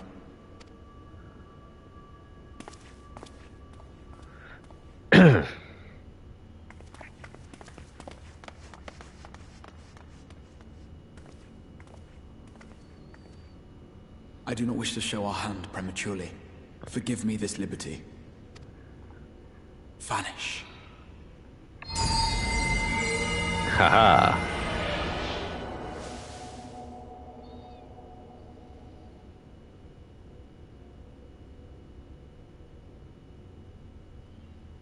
Enter.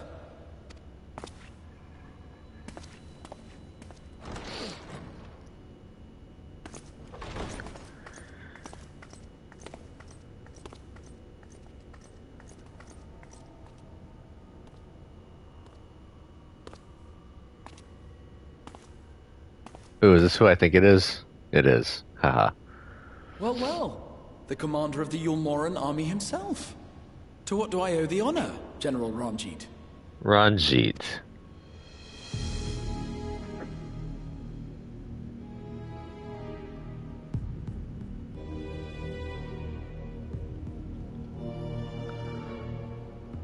The Light Warden is dead, Exarch. Were your people responsible? You are clearly in some haste, my lord. But before I address your question, you must allow me one of my own. What is Yulmor's interest in this? His benevolence, Lord Vorthry, is gravely concerned that the actions of an ignorant few may jeopardize relations between man and Sin Eater. Should it transpire that the Crystarium is guilty of abetting the villains responsible for this outrage, my lord has decreed that it suffer the same retribution.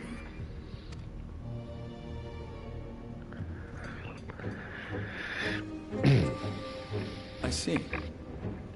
Since you have been so candid, I too shall speak my mind. Regardless of who is responsible, the Crystarium rejoices in the Light Warden's death and welcomes the return of the night sky. If Yulmor considers this tantamount to aiding those you term villains, then by all means, carry out your retribution. Know, however, that even should every innocent soul in the Crystarium perish, nothing can stop that which has been set in motion.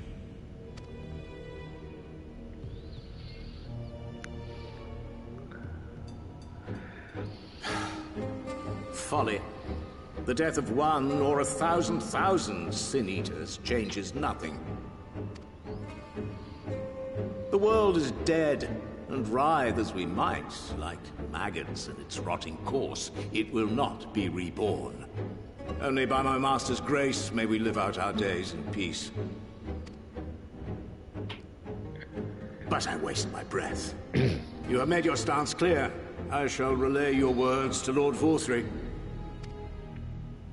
In the meantime, you would do well to counsel any here who have done more than merely rejoice in recent events, to throw themselves upon Yulmor's mercy, promptly.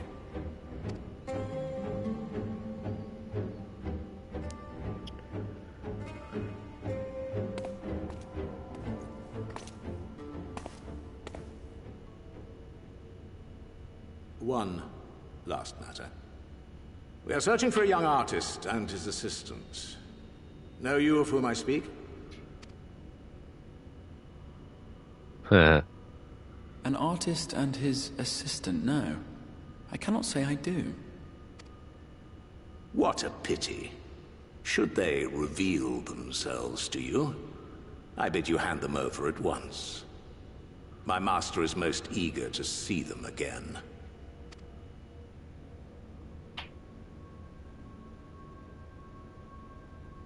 I think he saw right through that.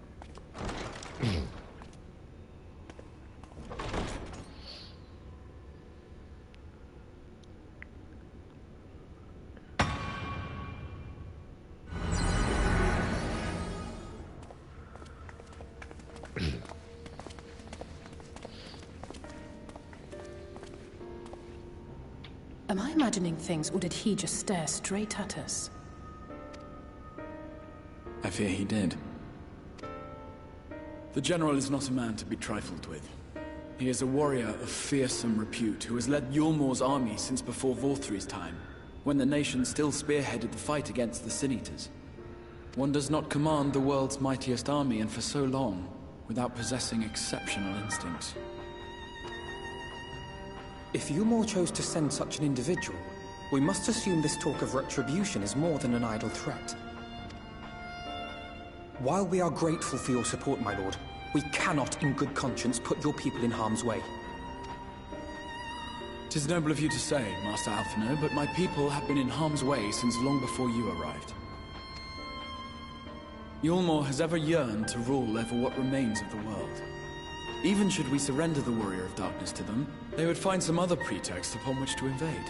The people of the Crystarium know this only too well, which is why, when the time comes, I am certain they will fight to the last man. If truth be told, I would not have been surprised had Ranjit declared war here and now.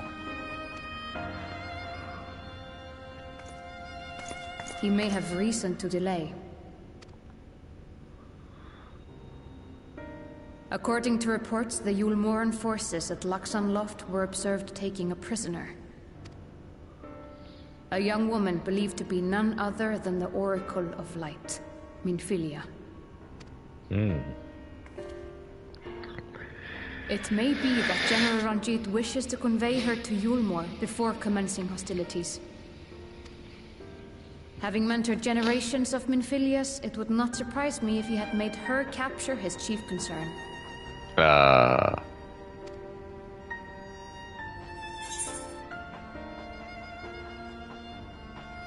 I'm sorry, generations of Minfilias?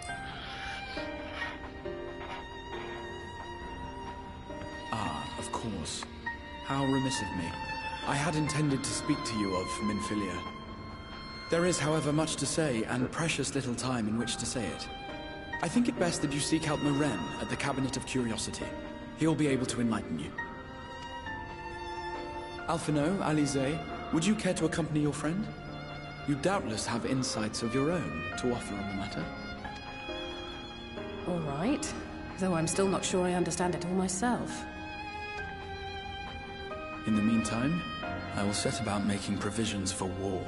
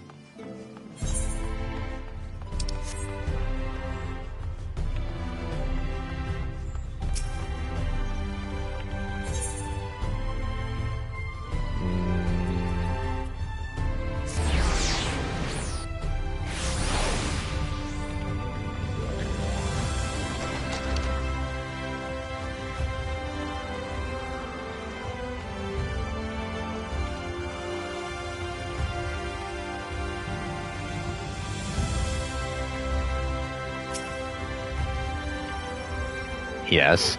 If you're after books pertaining to the Warrior of Darkness, I'm afraid most are out on loan at present. They are experiencing quite a surge in popularity. Oh, you wish to learn about the Oracle of Light? Then it would be my pleasure to assist. After I finished off some few outstanding tasks, that is, while I attend to them, perhaps you could fetch me a book. The Illustrated Tale of the Oracle of Light, it's called. Though it's intended for younger readers, it provides an excellent summary of the subject matter, and the artwork is quite lovely besides. I would not hesitate to recommend it to anyone with an interest in learning about Minfilia. But you must see for yourself, the book should be located on the level below. Should I say, for while there is a place for everything here, not everything is always in its place, despite my best efforts. In short, if the book is not where it should be, it will most certainly be somewhere it shouldn't, so good luck. Thank you, Morin.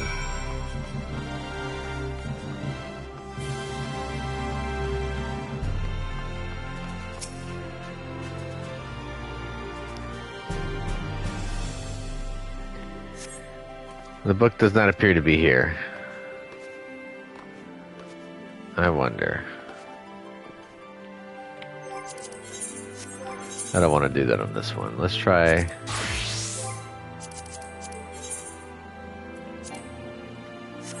Oh, you suck. You have to be level 70? Bleh.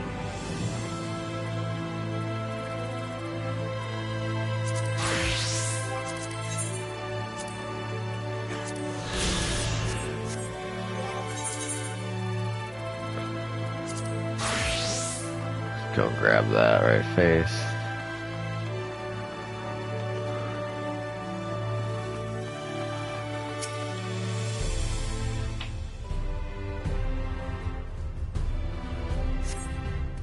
Just as your eyes begin to blur, they finally come to rest on a copy of the Illustrated Tale of the Oracle of Light.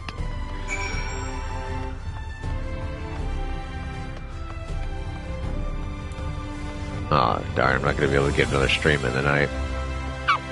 Oh well. I'll have to wait for another day, folks. Have you found the book? Yes, this is the one. I hope it wasn't too difficult to track down. I'm happy to say I finished all my pressing tasks. If you want to call your friends over, we can begin learning at once.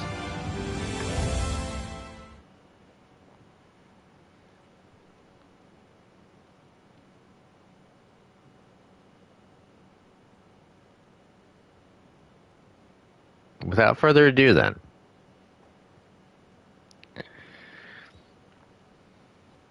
It began 100 years ago when the flood of light threatened to swallow Norvrand.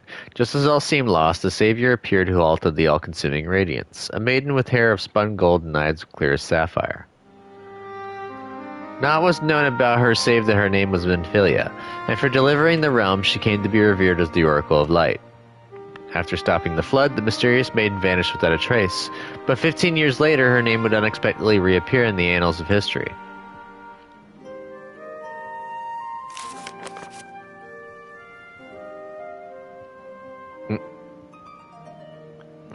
When Sin Eaters laid ruin to the kingdom of Vobert, a young girl was discovered who was immune to the creature's blighted touch.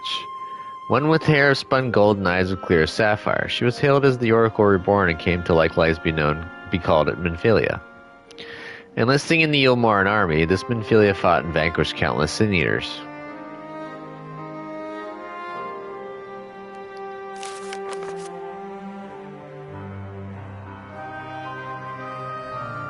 Alas, like so many other soldiers, she eventually met her end in battle.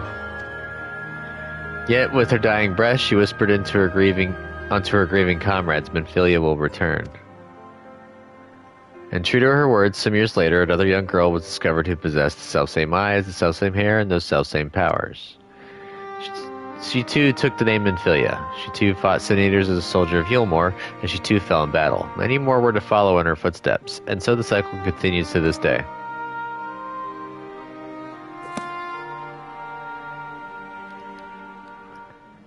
And that concludes the tale.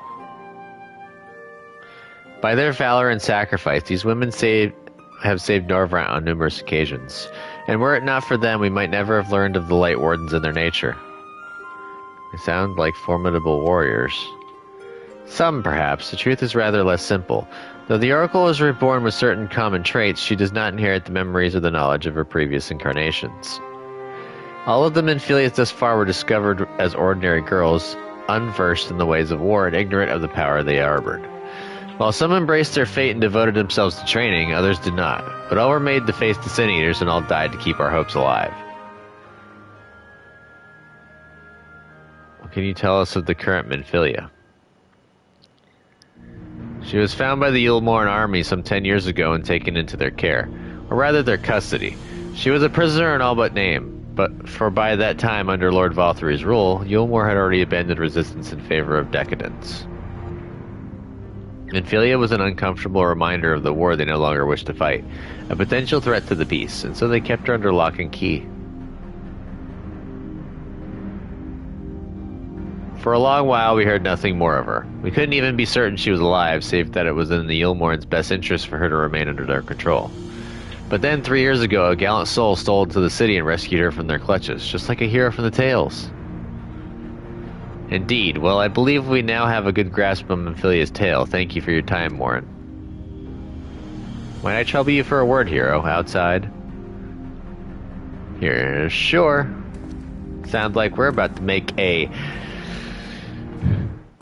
rescue. A hasty rescue, that's what I would say. Yep, that's the wrong door.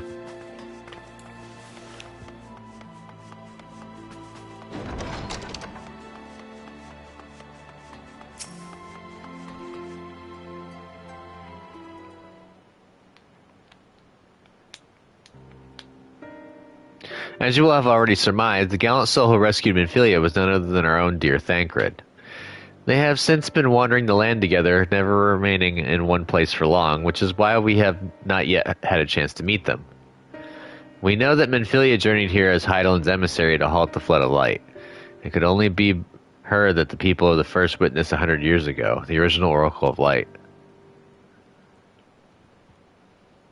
But while there's plainly some connection between the woman we knew and her namesakes, the fact that these girls do not share her memories must surely mean they are not the same person. Thancred has to understand that. I have no doubt that he understands. The question is how he feels. Regardless, the Thancred we know would not forsake his charge. If she has been captured, we may be certain he will not stand idly by. Huh. There you go again, talking in your roundabout way. If you think we should rescue Minfilia, just spit it out. It just so happens I agree with you. It's quite clear that this Minfilia possesses Heidel's blessing. And it wouldn't hurt to have a second such individual on our side, right, hero? Quite. One's generally been enough, but fine. Quite. I see you've made up your minds. Exarch, what brings you here? A report and a proposal.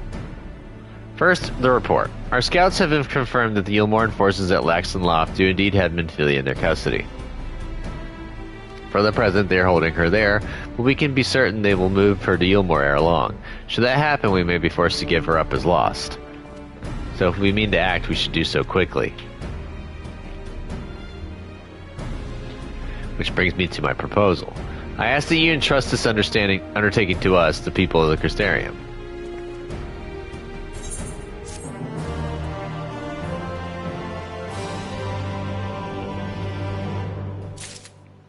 XP, money.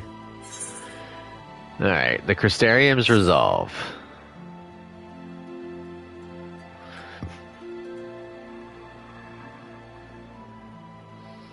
You are doubtless eager to attempt Minfilia's rescue, and with your combined strength you may well succeed. But as I said earlier, I do not wish to show our hand unless absolutely necessary.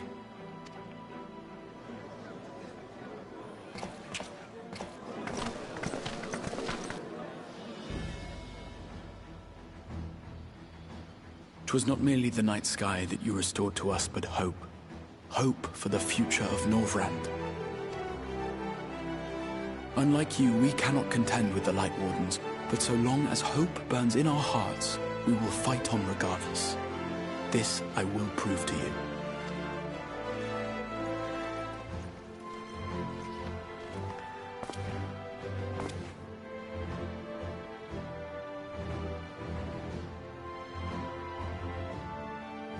My friends, I thank you for gathering at such short notice. There is something I would ask you all. As many of you are aware, I received an emissary from Yulmore a short while ago in the form of General Ranjit. To my dismay, the General condemned the slaying of the Light Warden, and warned me in no uncertain terms that, should the Crystarium cast its lot with the Warrior of Darkness, there would be war.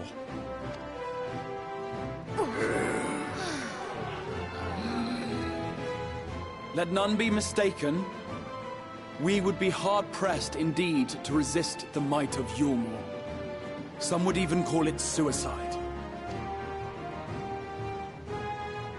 And yet my heart cries out to fight. Better that than relinquish the hope that swelled in my breast when I beheld the night sky for the first time in 100 years.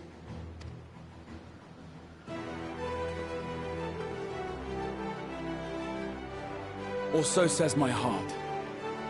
My mind, meanwhile, reminds me that to follow my heart would be to risk everything we have accomplished thus far. Clearly, this is not a decision to be made lightly, nor less alone. And so I put the question to you all.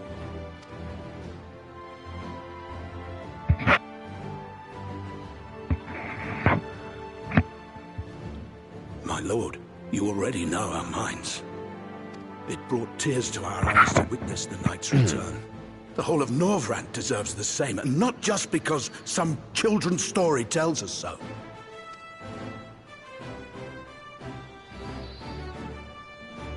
Yulmore's influence is far-reaching.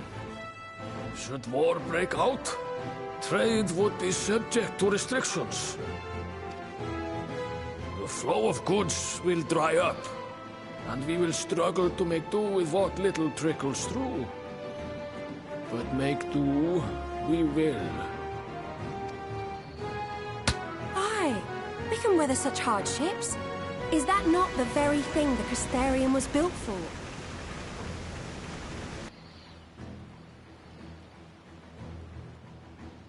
We have always taken pride in our ability to sustain ourselves. Not just to endure, but to thrive. When all falls down around you, rise up. Those were your words. There may come a day when all hope seems lost, but even should the rest of the world give in to despair, we shall not. We shall fight on, that our children and our children's children might know a better tomorrow. Rousing words apart, I never much cared for those Yulmoran bastards anyway. No better than common swindlers, most of them. Wouldn't know a fair deal if it came up and kissed them on the arse. Yeah. Trust you to spoil the moment.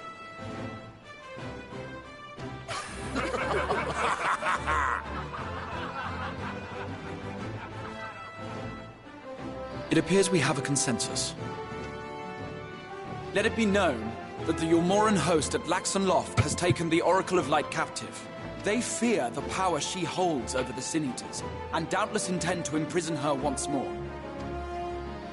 So, I move that we rescue the Oracle, grant her a place among us, and let that be our answer to Yulmor's ultimatum. Hear, hear! Hear, hear!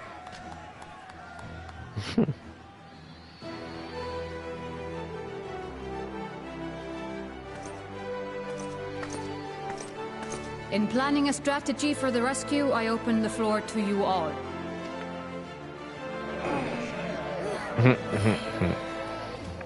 And there you have it. If Yulmor wishes to denounce us as villains, then we shall embrace our villainy. Will you do so as well? Gladly. We will not be outdone. Consider us your partners in crime. Mm-hmm.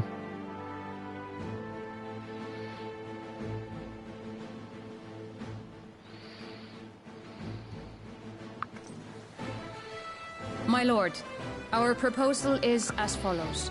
We begin by deploying Amaro to occupy the skies over Lakeland. They should serve to delay the airship's departure.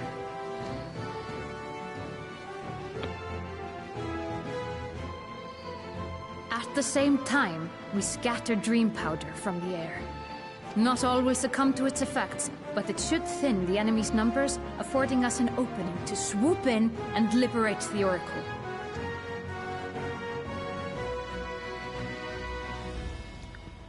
Very good. See to your preparations.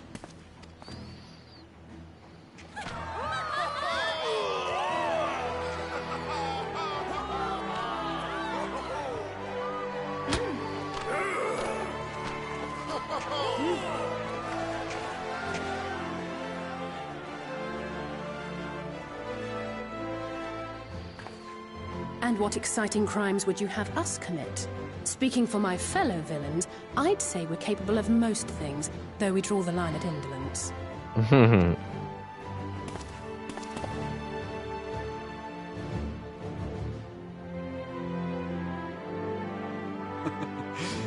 If excitement is your desire, then I bid you join the guard. Captain Lena will give you your orders.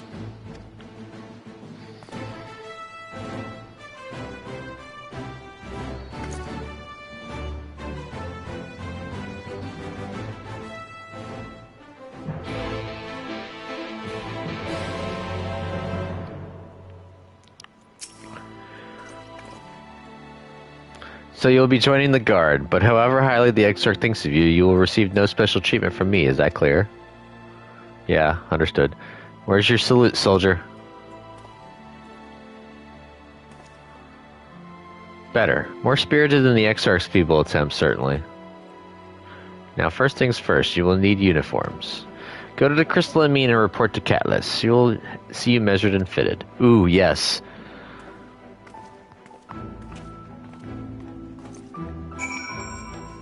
We are going to definitely get this, because this will be a new set of, Oh, I can't teleport there? Lame. we're gonna go get our new duds, and it's apparently right here, so I can just sprint to it.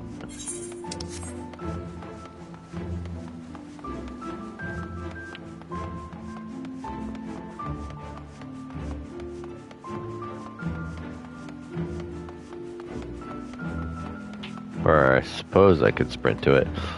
Crystarium isn't my cup of tea for a town. It can have its problems.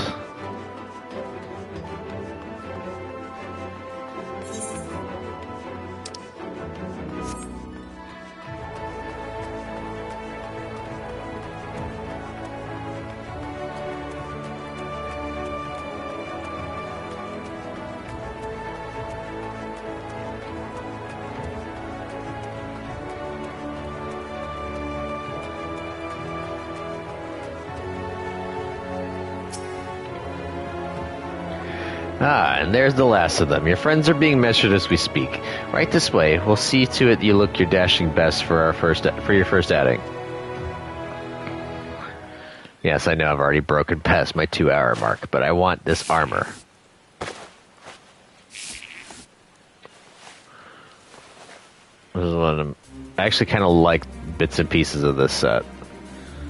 I'm not a fan of the helmet. Oh. Never mind. They didn't even put it on yet. Done, are you? Let's have a look at those numbers.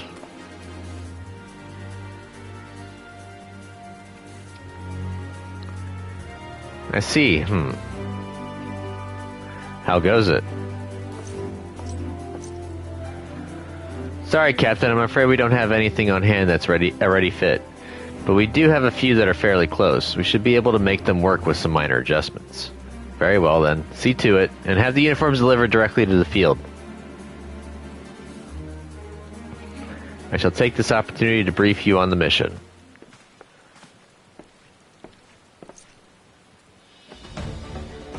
As mentioned earlier, we will deploy tomorrow to scatter dream powder from the air. Once the powder takes effect, an elite unit will storm the fortress to rescue the Oracle. Her safe liberation is our sole objective. Engagement is to be avoided wherever possible. I assume we'll be part of said unit. Correct.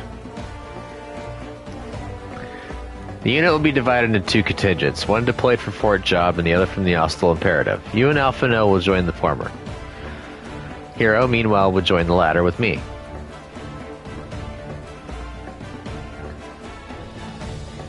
Before you proceed to your positions, you are to report to Chisimil at Spigyrix.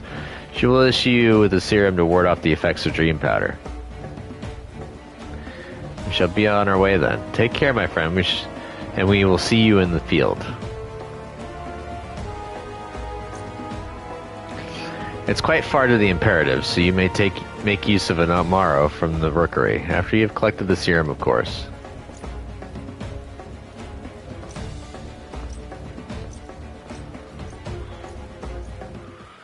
I'm gonna run around in this armor for a little bit when I finally get it.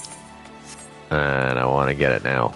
So we'll let this drag on a little bit further because I didn't do too much story. So let's at least liberate the maiden.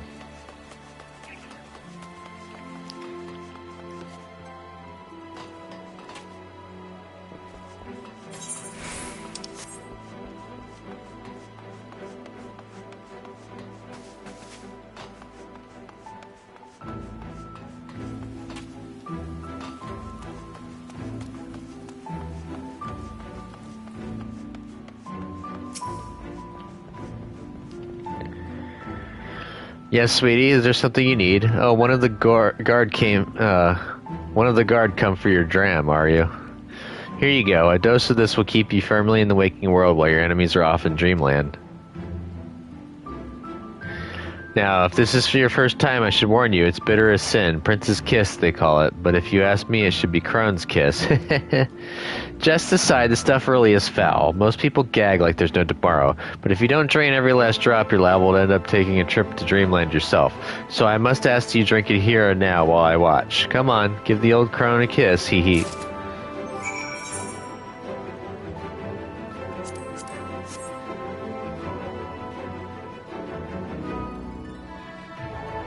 Well done, sweetie. I'm proud of you. Why, if I didn't know any better, I'd even say you enjoyed it. And now you needn't fear falling asleep on the battlefield. Just have care you don't lose any limbs out there, alright? They don't tend to grow back.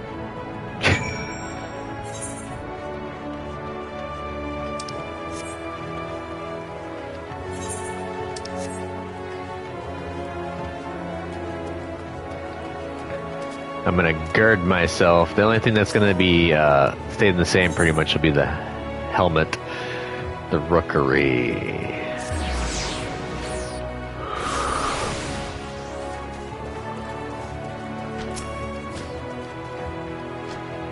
Yes, what do you require of me? I need an Amaro. An Amaro to take you to the Imperative, eh? As much as I would like to oblige, all our mounts are reserved for the coming operation. I fear you will have to go by foot. Oh, well wait. There might be another way, assuming you are willing to lend a hand. Logistics of war. I was about to deliver an Amaro to Rediska Sound, one of the locations whence the beasts will fly for the operation. The tower lies along the route to the Imperative. If near enough is good enough for you, you may make the delivery in my stead. Very good. I shall ready the Amaro for departure at once.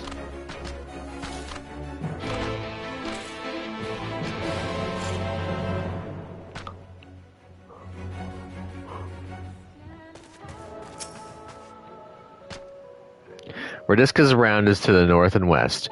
You can take the road or you can fly. It is up to you. Upon arriving, make yourself known to the sentry and she will give you further instructions. If you should become separated from the Amaro, worry not. The beasts are trained to return to the rookery. That is all. Go well. Oh, damn it. They put an aether current right here.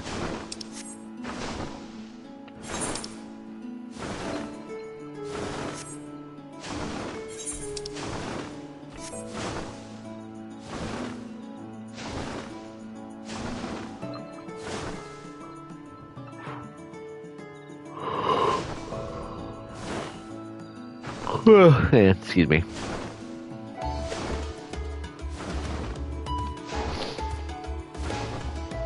Kind of like the purple trees here.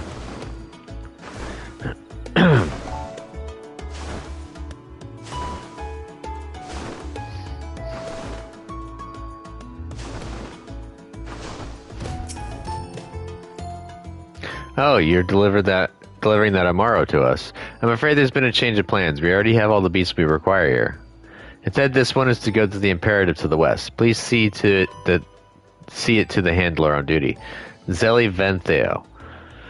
If you encounter trouble along the path, return here and I'll set you right ways.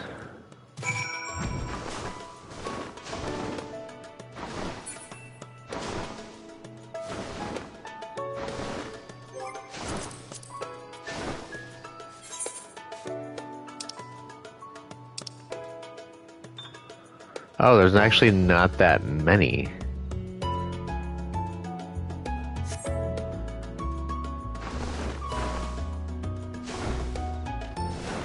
Ah, the last tomorrow. My thanks, friend. You may leave the beast with me. Say, I don't believe I know you. Did you join the guard recently?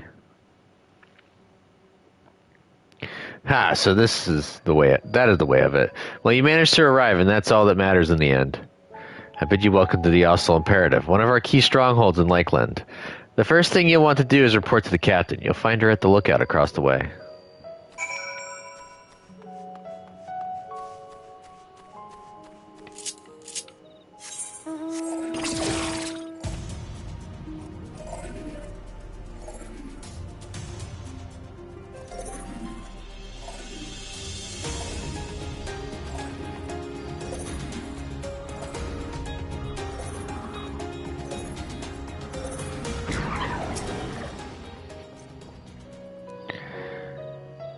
So it seems that rather than the Amaro delivering you, you delivered the Amaro. I'll not thank you. I expect all my soldiers to make themselves useful. Speaking of which, I have a task for you.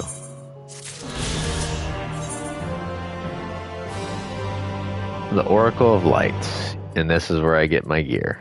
Yes.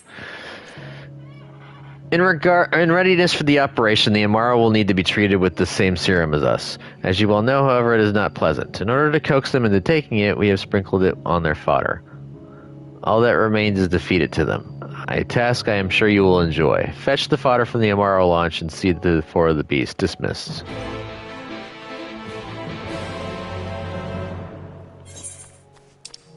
And look, I got all the other missions for here. The astute Amaro. Damn it all. We can ill afford to lose another. Oh there, friend. Might you lend me your aid? One of my best men has yet to return from his patrol, and I fear the worst. As you can see, his Amaro made it back safely, but my man's nowhere to be found. Could you search for him in my stead? I would go myself, but I can't very well abandon my post.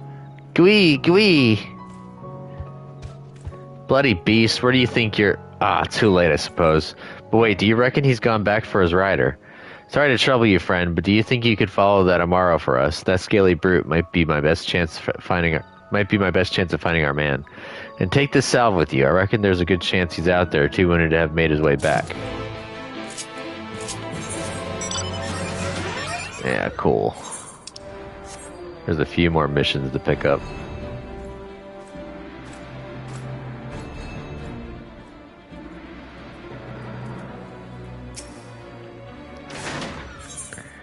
Imperative repairs. Ho there, if you're not otherwise occupied at the moment, now how's about lending me a hand or two? They've got me on repair duty, and what with the sorry shape this place is in, it's definitely not a one-man job. It's a simple enough task. Just take this here pail of mortar, find a couple of spots where the walls are looking ragged, and apply a healthy dab. Thanks, friend. Well, with our ranks thinned as they are, we need all the help we can get.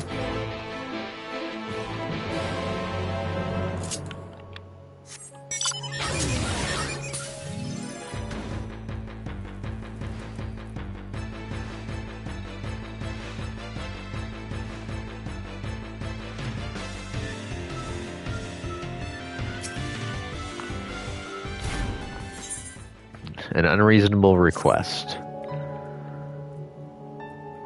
Hold it right there, Greenhorn. If you thought you could just stroll right past your senior without asking how you might aid me in my duties, you have another thing coming. It just so happens that I have a task for you to perform. This is a supply order that must be delivered to mines at Rediska's Round. If you are to take it to him and to do so with all speed.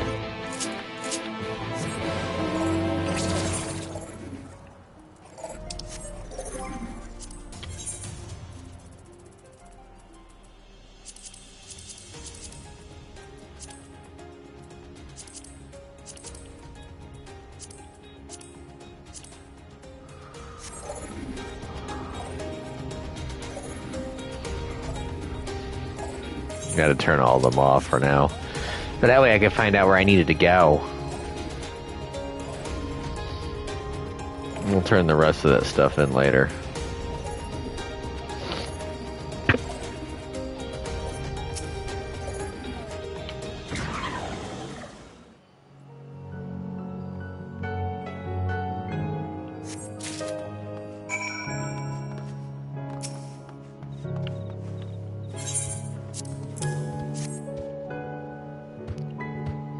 Gui, gui, gui! The Amar happily devours the fodder.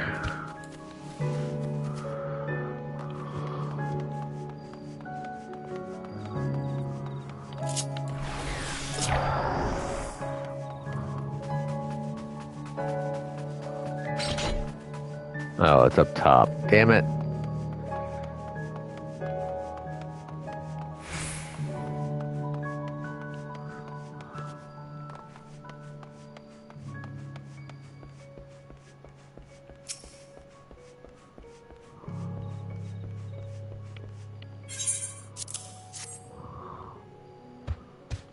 Gui? Gui. The Amaro absent-mindedly munches on the fodder.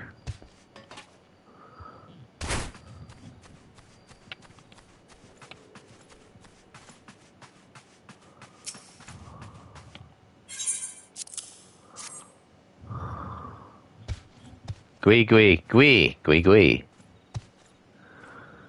Oh, my eye, I got something on my eye. The Amaro is wary at first, but appetite eventually wins out and accepts the fodder.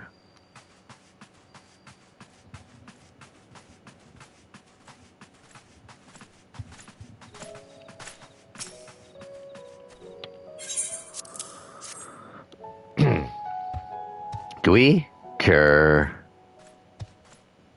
The Amaro reels at the smell, but accepts the fodder nonetheless.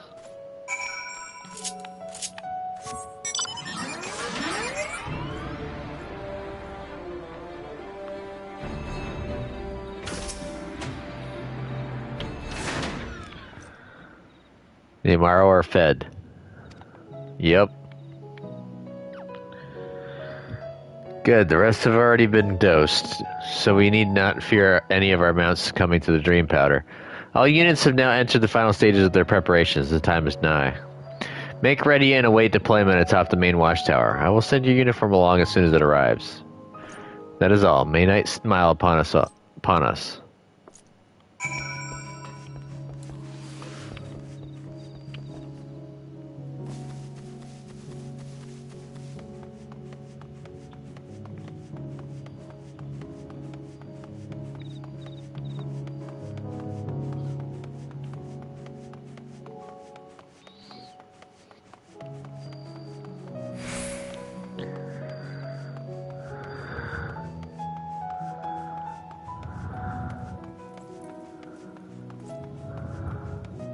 Oh, we still gotta go up.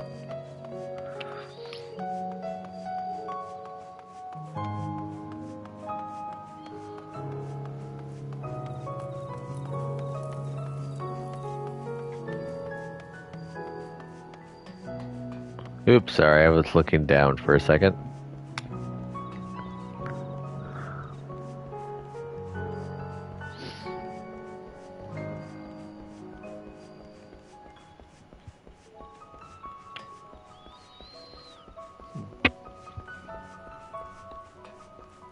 Good God, this is a tall order.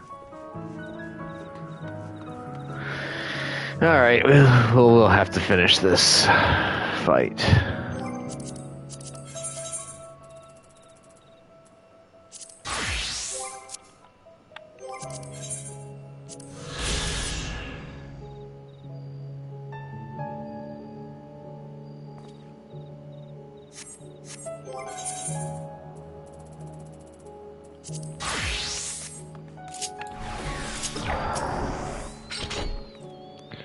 The operation is about to commence. Stand ready.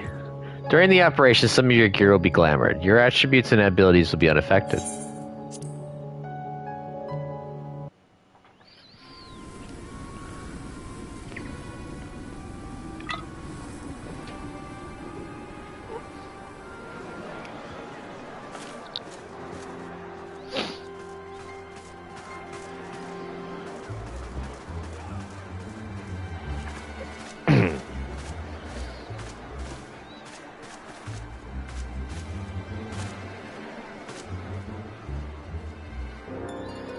Keep moving.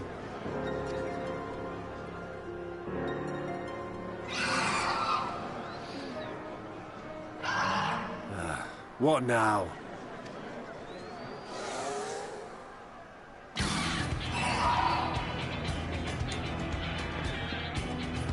The Crystarium at a guess. Desperate fools. It'll take more than a handful of overgrown lizards to ground us. Heh.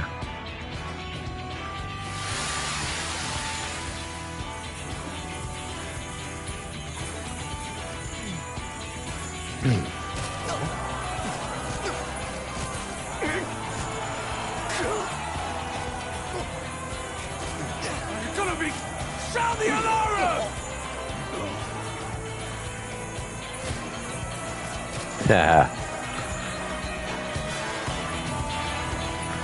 Nighty night, bitches.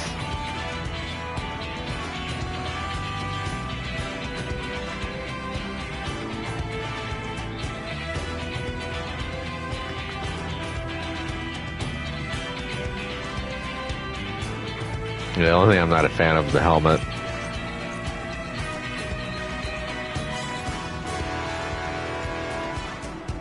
Captain, the powder has taken effect. It is time. Let us free the Oracle from their clutches.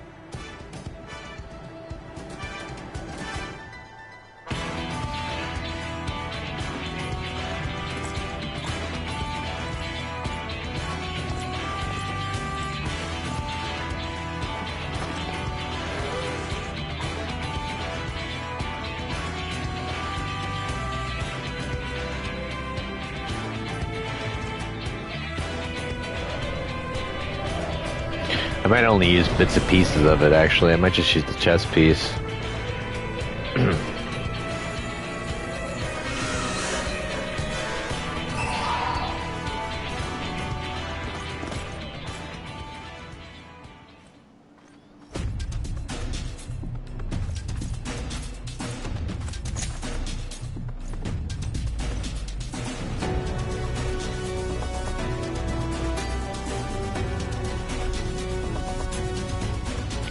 Let's do it!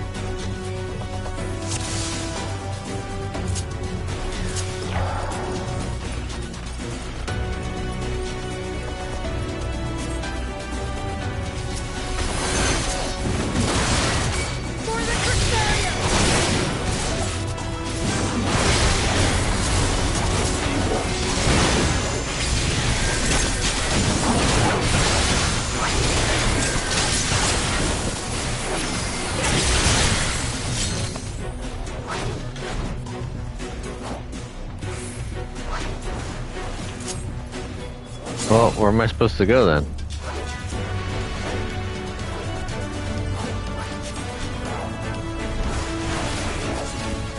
Oh, it says keep close to the wall? Okay.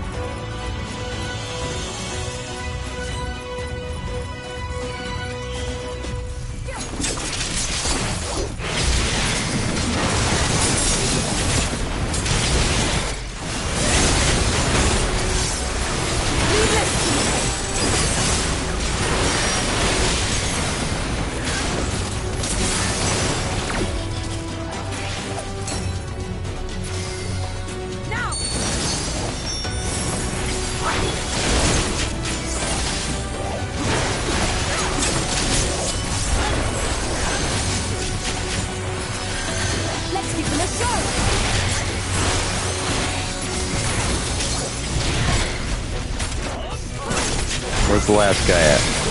Oh, there he is.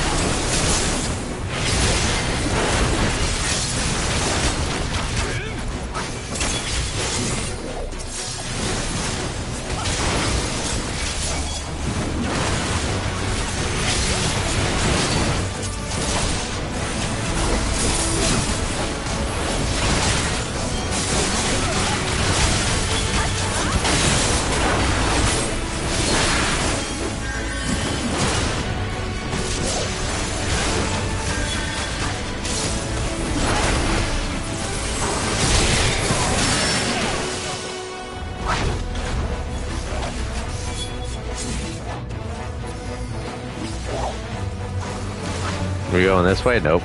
Don't think so. Keep forgetting where to go because it's been years since I've done this.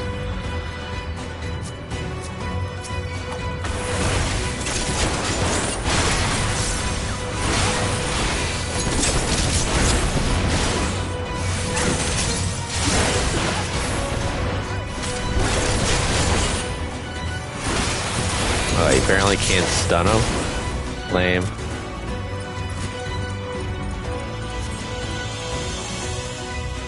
I guess we're going up, yeah.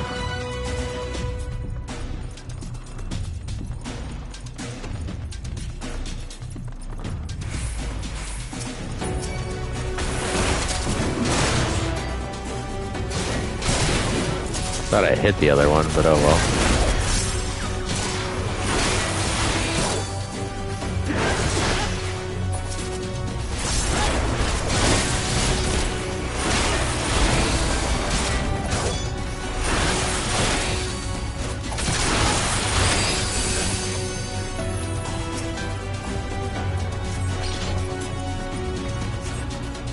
Freed.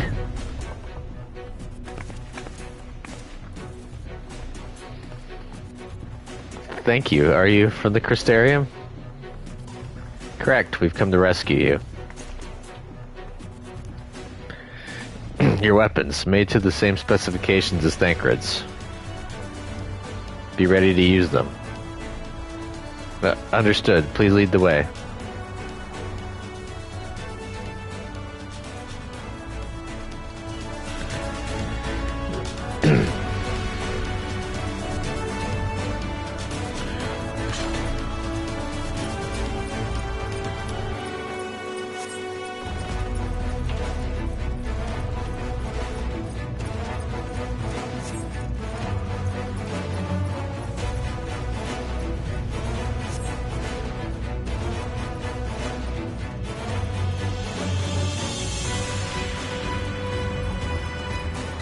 Ranjit's probably gonna make us... Oh, yep.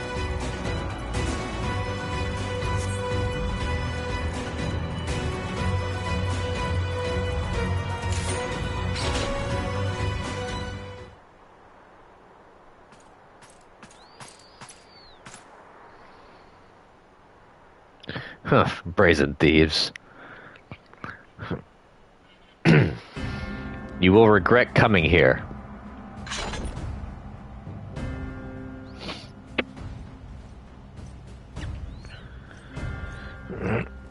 Gotta fight Ranjit now.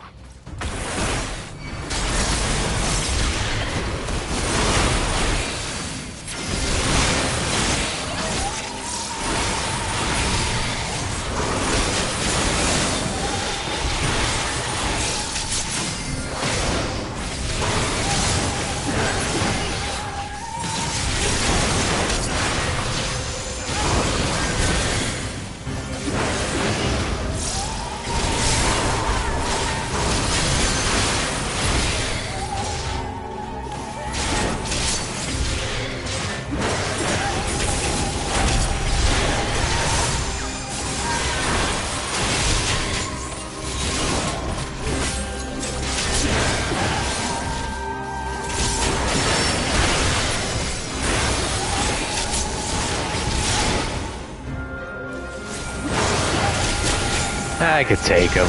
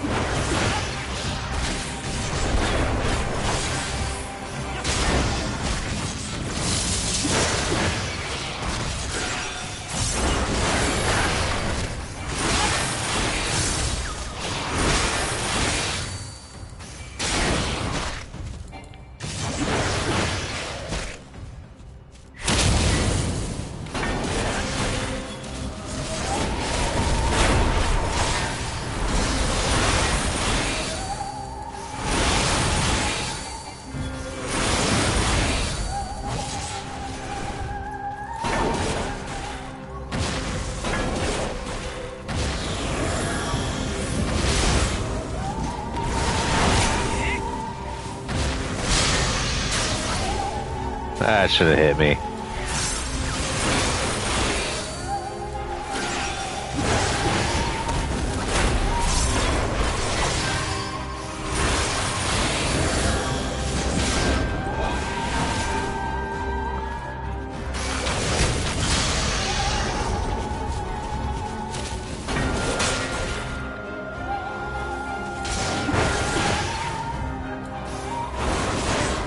Why do you persist in this folly?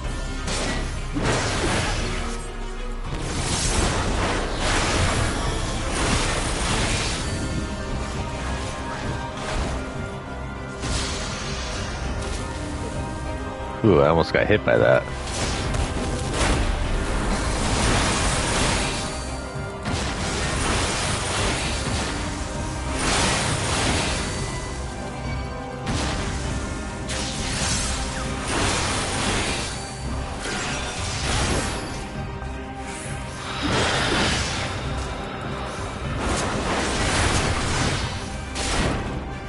It's over! Ouch.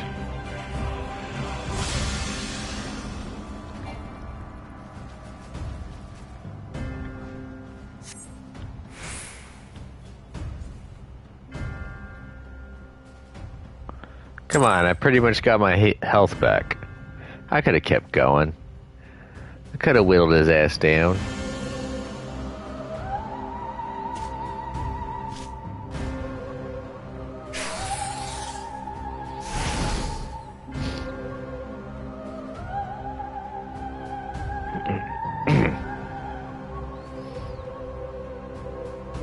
You, boy. You bear a striking resemblance to the artist my master seeks. By all means, keep your counsel. You will all have ample time to confess your crimes back in Yulmore.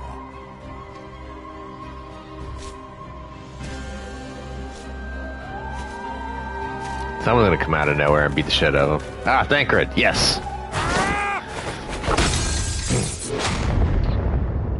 Dang.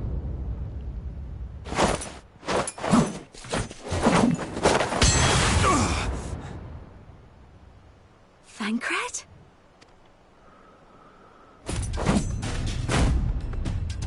So, you are the wretch who stole her from us. And what if I am?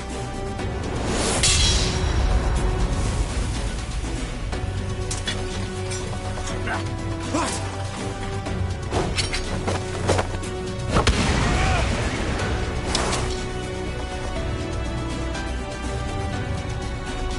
Pathetic.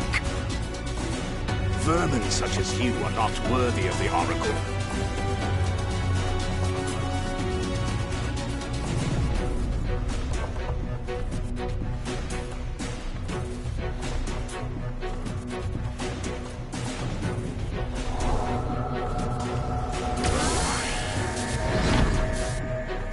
Huh. Wonder what this was. Ah, teleportation magic. Sweet.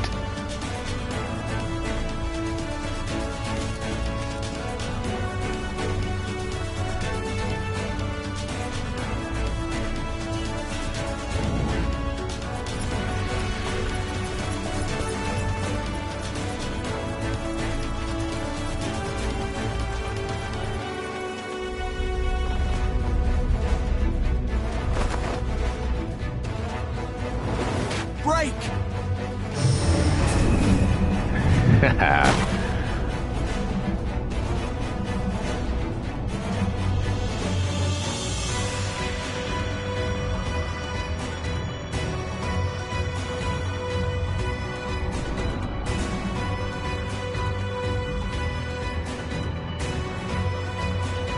Fool! You would see your city razed. Technically, Break was supposed to be a petrification spell, not a heavy spell. I would sooner see it razed than conquered. Suffice it to say, we are ready to receive you. What now, Exarch? Will you face me yourself?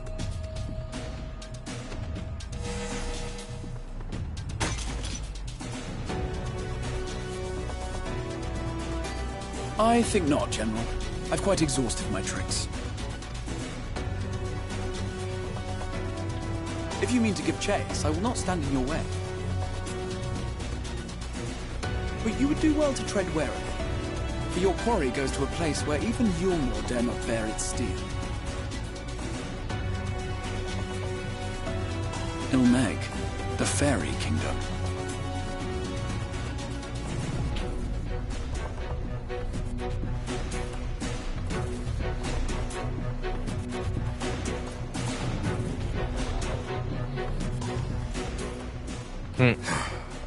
To think that mountain of indolence still had the energy to unleash his hounds. Even the most pointless of conflicts may alter a world's course. And now the plan has gone awry.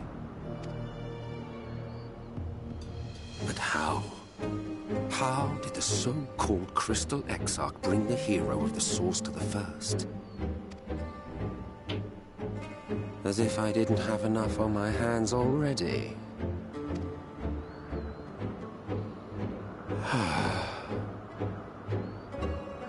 Then again, with a soul such as that, mayhap there is another way. One which does not require bloodshed.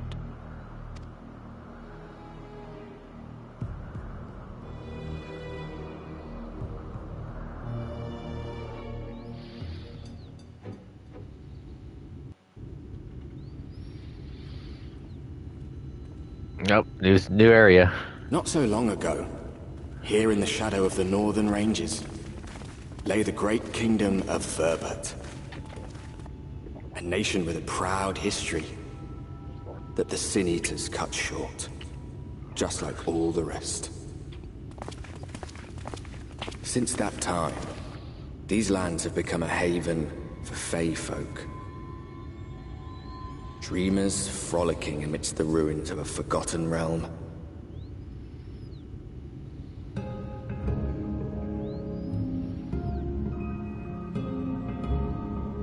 Oh my god, the music of this one.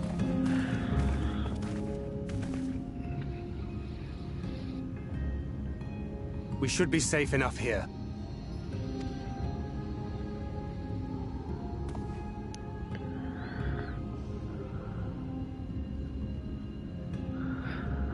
It's good to see you again, my friends. I don't know about you, but it feels like years since last we met. 5 of them in my case. Why, it only feels like 1 to me, but long enough to warrant a more convivial reunion either way. What brought you to Laxon Loft?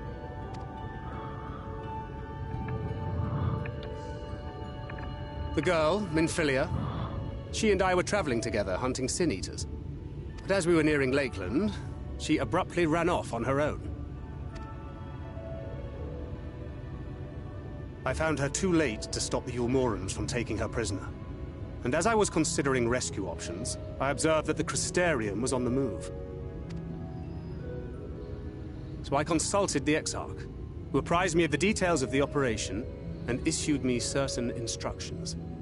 Should the situation take a turn for the worse, I was to see you all safely to Ilmeg.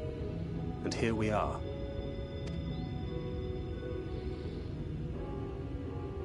Orianger has called this place home for a while now.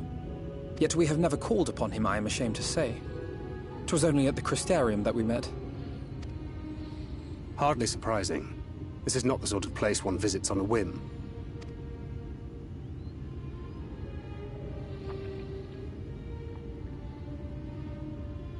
Happily, having trespassed on Orianger's hospitality for a spell, Minfilia and I have an idea of how things work around here.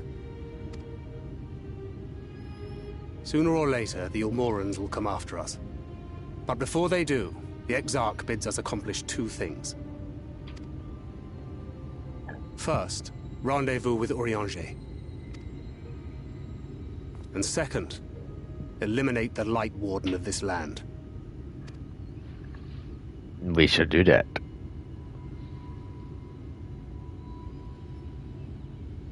So, Minfilia.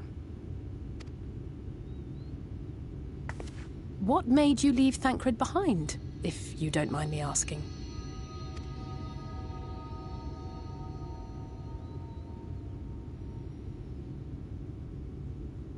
You. The hero from another world. I was asleep when I felt it. A presence. Someone I was meant to meet. They were close and I knew I had to go to them. But with all the commotion in Lakeland, I was afraid that Thancred wouldn't let me. And would I have been wrong? Had I arrived a moment later, you would be back in your cell in Yulmore. And now we have Ranjit snapping at our heels. You really have outdone yourself this time. Jeez, Tancred. I'm sorry. Thank you for saving me.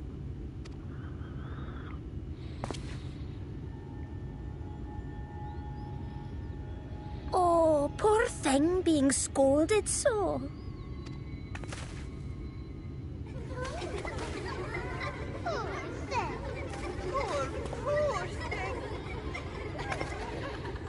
Who said that? Show yourselves. Come now, put away that frown and have some fun with us. The Pixies. Let us have some fun, lots and lots of fun. Which way was it to Urianger's?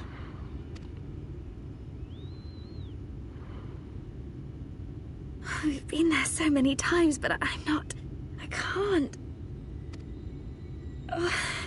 Why can't I remember? Pixies are fucking with us. Damn it all. We're already caught in their spell.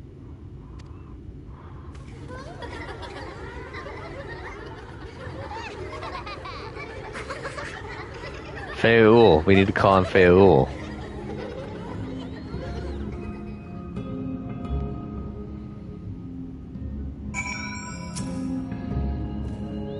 Ilmeg is the fairy kingdom, and as one might expect, it is home to the Fey folk. The most prominent among them are the Pixies, who have a penchant for making mischief. They use powerful illusions to play tricks on all who venture into their domain. By way of an example, they can make a familiar past seem wholly unfamiliar, or lead you to believe you're somewhere you're not. And we are now, I am sorry to say, entirely at their mercy.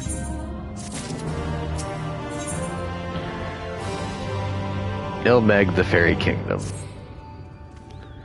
As it stands, we cannot hope to find the way to Urianger. For that, we must convince the Pixies to lift the spell.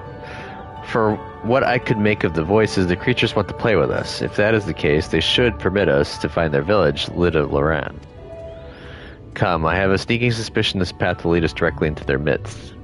Oh, and I should mention that Menphilia has been informed of our situation, of the different worlds and our mission. You may consider her an ally.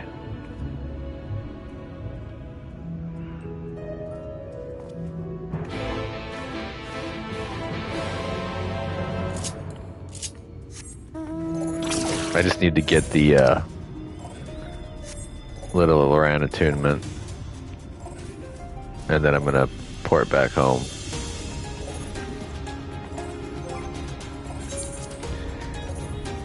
And we're gonna go ahead and put these items away.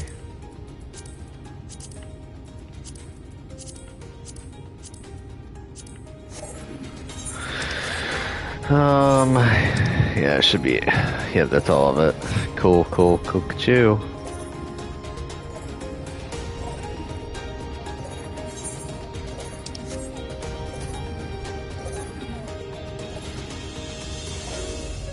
Attune first.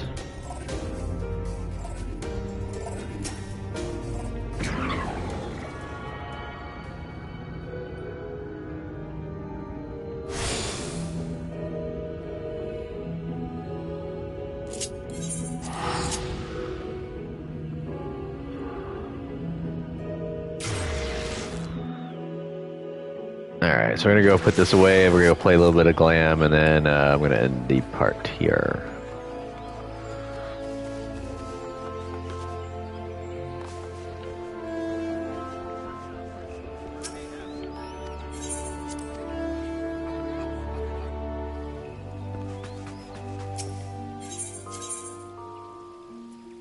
Oh, you can't store them there? Lame. Well, I'm gonna need a few Glam prisms then. I'm gonna put the helmet in even though I don't like it, just so I can save bag space.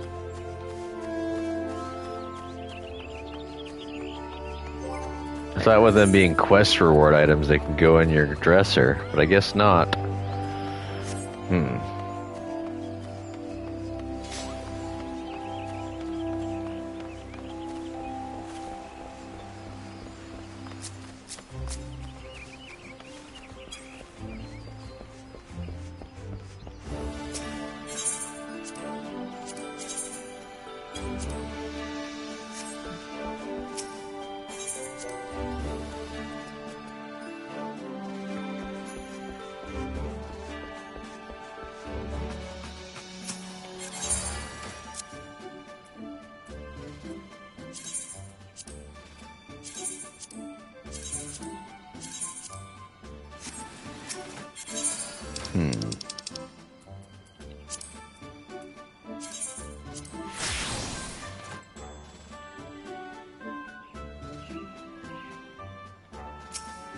I might use the gloves too.